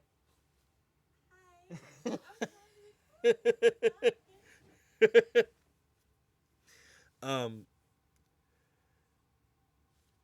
I can see you. That's my wife, Katie. Everybody. um, I think he's fantastic at directing action sequences. Um, but I think it also says a lot that his best film was over 20 years ago. Now, the reason I bring this up is because there is news about his next film that he's doing, and I can guarantee you it's going to piss a lot of people off. This article. Okay, so let me just back up here a little bit. In the pantheon of films that I have never seen, in the pantheon of great films that I've never seen, um, actually, let me back up even further. I have heard that Army of the Dead, because he also came up with a story and wrote the screenplay for Army of the Dead. I've actually heard that Army of the that's you know I said that one of the reasons that Sucker Punch was terrible was because Zack Snyder wrote it. I think I don't think Zack Snyder is a bad writer. I think he's a mediocre writer. I think there are certain things that he's good at writing and certain things he's not. Um, I mean, he also wrote the Rebel Moon movies, which are I've heard are quite terrible. Say hi.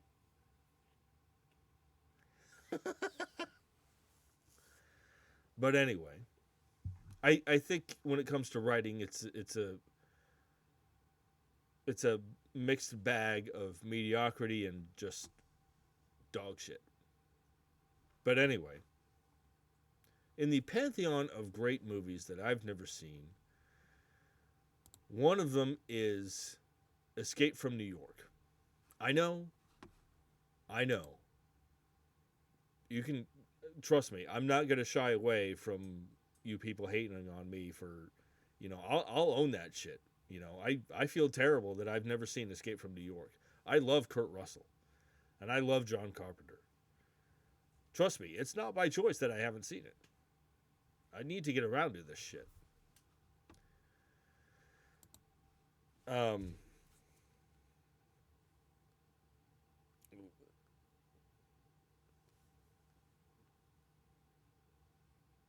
um, hold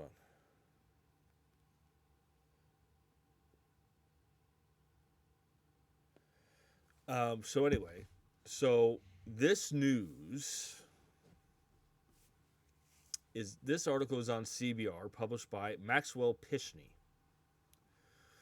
Um, this article says director Zack Snyder is one of the most divisive filmmakers of the modern era. Really, never would have thought that. But there's no doubt that he knows how to handle large-scale science fiction.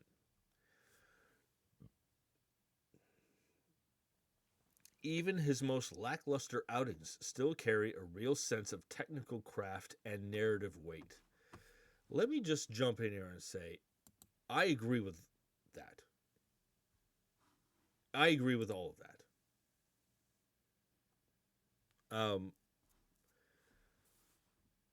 The technical craft and narrative weight. This article continues. it says even his most lackluster outings still carry a real sense of technical craft and narrative weight. And that's exactly why the announcement that he will be taking on the reboot of John Carpenter's legendary Escape from New York is cause for celebration. Is it a cause for celebration? Are you sure? Are you sure?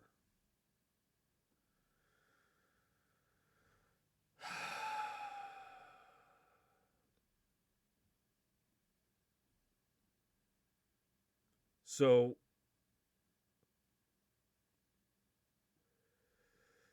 uh if so basically what this article is saying is that Zack Snyder is going to be directing a reboot, remake, whatever of Escape from New York.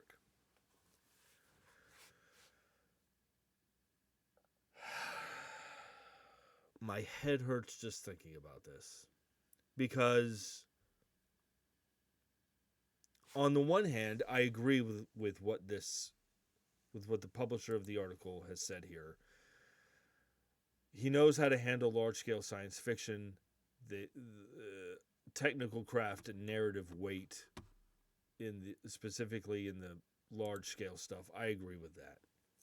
The way he directs action sequences, it's brilliant. It's just all the other shit that's garbage in his movies.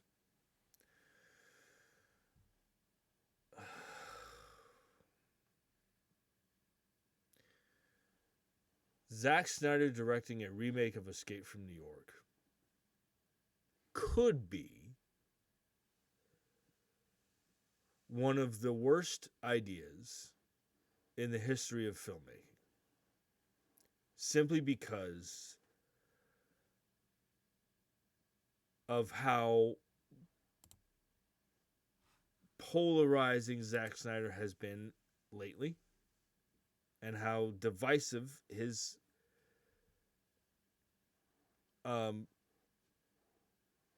films are. Look, he's directed 12 films. I would say 4 or 5 of them are good. None of them are great, but 4 or 5 of them are pretty good.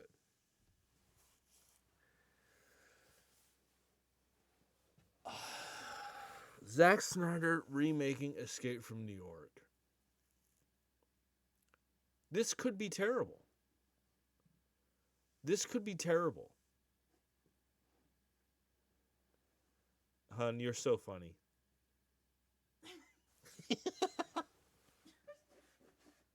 Just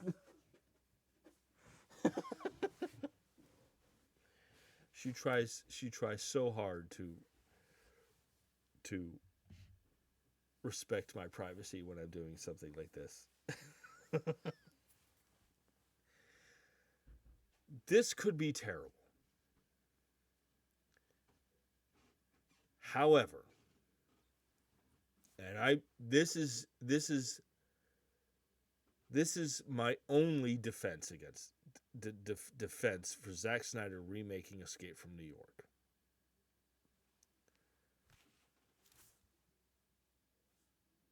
Zack Snyder's best movie, which came out over 20 years ago, Zack Snyder's best movie is a remake. I have not seen it. I've heard it's still his best movie to this day. And I've heard it's really damn good. And it's a remake.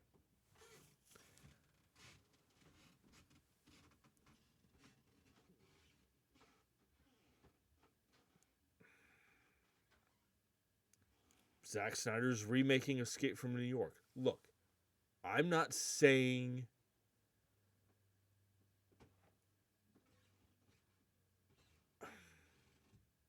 I guess what I'm trying to say is I don't need this remake of Escape from New York to be good. I don't need it to be better than the original. And again, I haven't seen Escape from New York, which I know. I don't need this to be better than the original Escape from New York. I just need it to be a good movie. Now,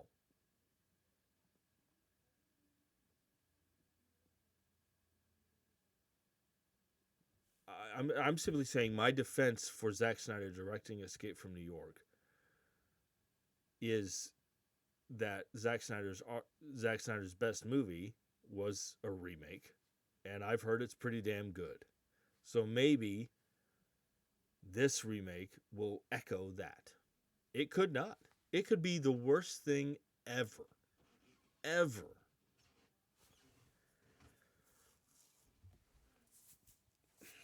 I don't know. I just don't know. Um, Judging how polarizing Zack Snyder already is as a director,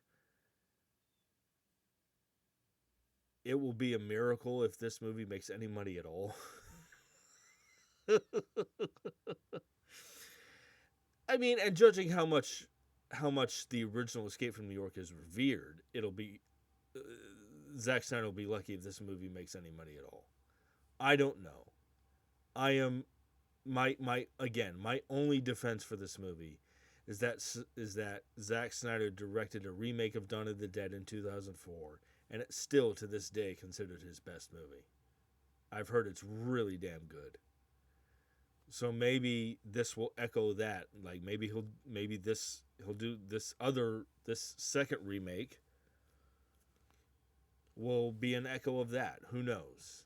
But Zack Snyder is quite a divisive, quite a polarizing director. His two most recent films I've heard are just piles of shit. I don't know. I just don't know anymore. I don't know. There are certain I don't know. Uh, who's to say? I I will say this.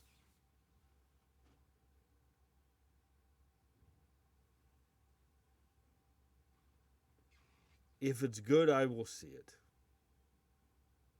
I need to watch the original. There is a style, there is a visual style to Zack Snyder's films that I admire, that I am drawn to. I think he's an exceptional director when it comes to, specifically when it comes to action sequences. I think he needs to stick to that and get a co-director and or a co-writer to help him write.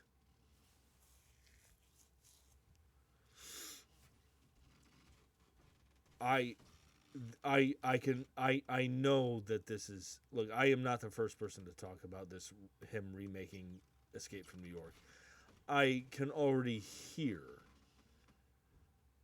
uh the the uproar online, and I am very aware of it. Um and I'm not, you know, and I'm not necessarily I'm not going to sit here and tell you that if you think Zack Snyder remaking Escape from New York is an awful idea, I'm not going to necessarily tell you you're wrong for thinking that. If you look at Zack Snyder's filmography, you are you are perfectly entitled to feel that way. Again, my only defense is that Zack Snyder's best film just so happens to be a remake, and maybe that'll be the case again. There's quite a bit of evidence to the contrary, but who knows?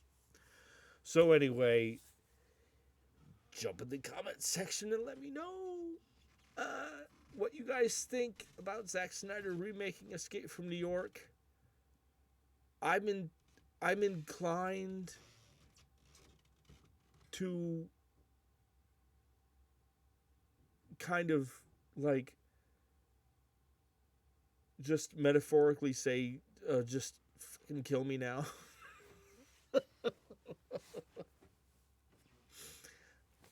I don't know. What do you guys think? What do you guys think? Let me know. Jump in the comment section. Okay. One last bit of news here because I've been droning on here for 2 hours.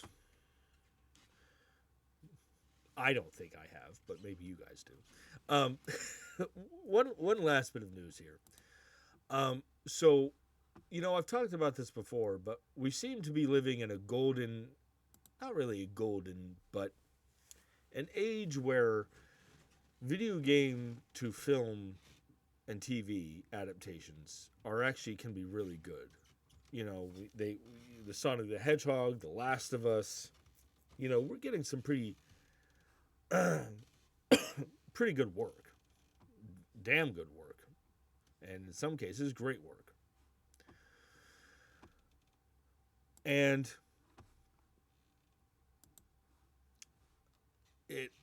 we are getting, and one of those films, one of those video game to film adaptations,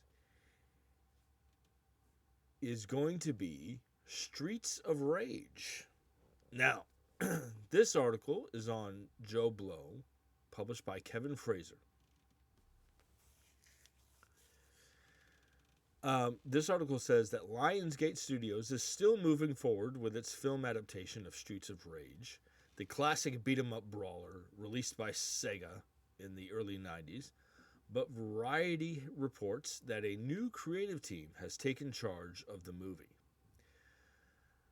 This article goes on to say the studio has tapped James Samuel, who directed The Harder They Fall, to direct from a script by Pat Casey and Josh Miller, the writers behind the Sonic the Hedgehog movie franchise.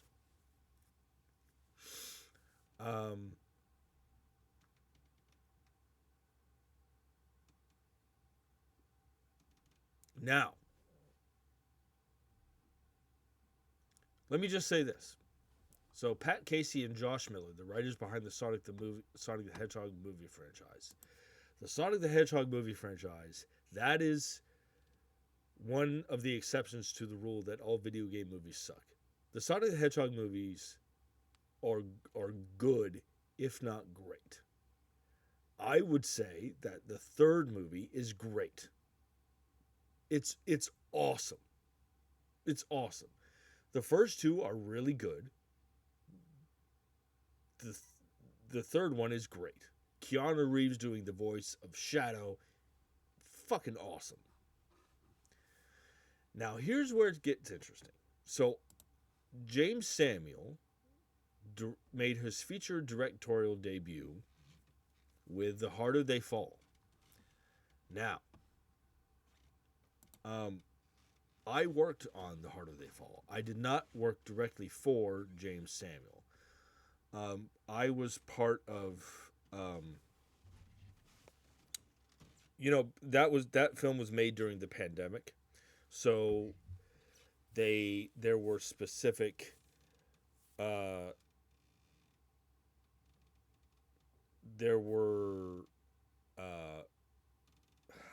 forgetting the name, the specific term, but I worked for a team of people that were tasked with handing out masks and face shields and testing people for symptoms of COVID and things like that. And we were tasked with, maintaining the 6 feet distance. So I did not work directly for James Samuel, but I worked on The Harder They Fall. And it's a Netflix film. And it's great. It's great. And I'm not just saying that because I worked on it. If I thought that a film that I worked on was a bag of shit, I would tell you. And I have worked on a film that's a bag of shit. The Harder They Fall is great. You should it's on Netflix. It has Idris Elba, who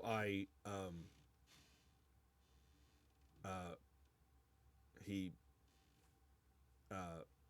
walked by me once, and he was like, "Morning, brother. How are you?" And I was just like, "Oh, you're awesome." um, but it has Idris Elba, Regina King, Jonathan Majors, Lakeith Stanfield, Delroy Lindo, Zazie Beetz. It's called The Harder They Fall. It's on Netflix. It's great. You should watch it. Um, Now, he also directed this movie called The Book of Clarence,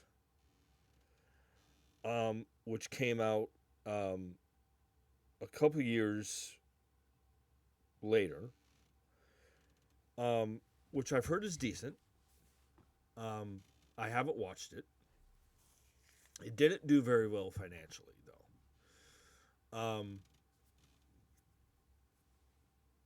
So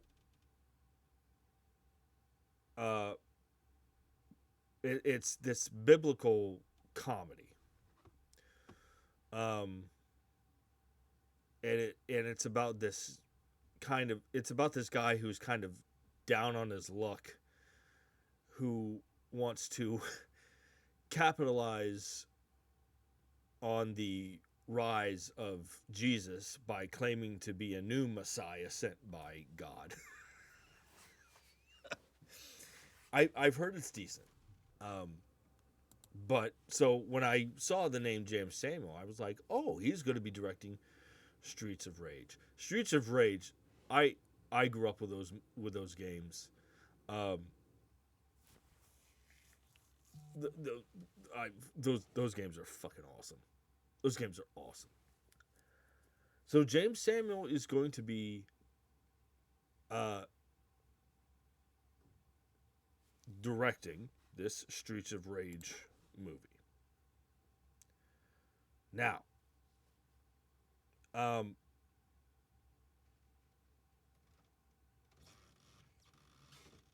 let me just say this. There is a.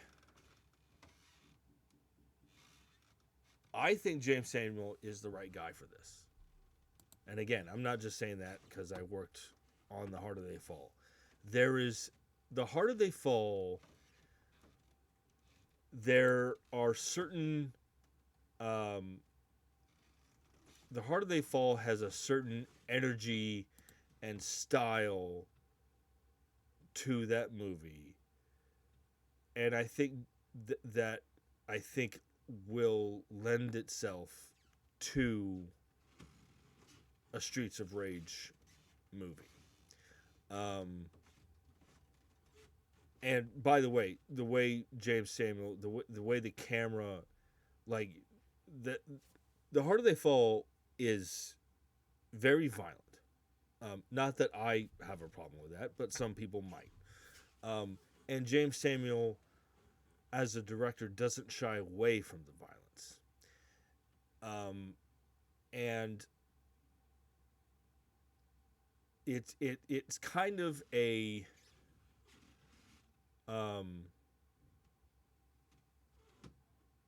I would kind of describe the Heart of the like if someone were to ask me, it would be like if Quentin Tarantino directed a spaghetti western.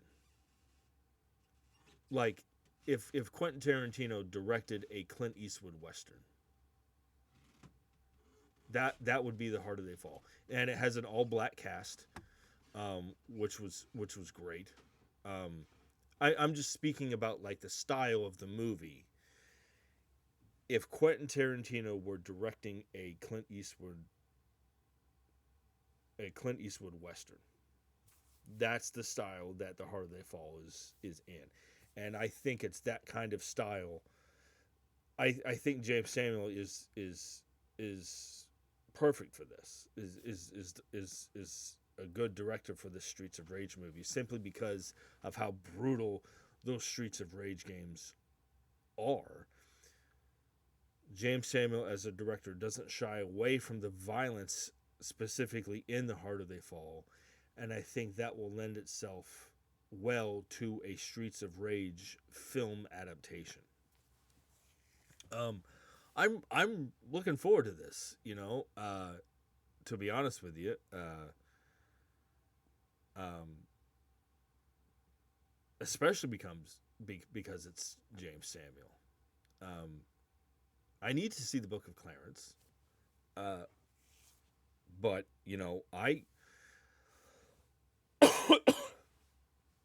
yeah, um, yeah. This sounds really cool to me. I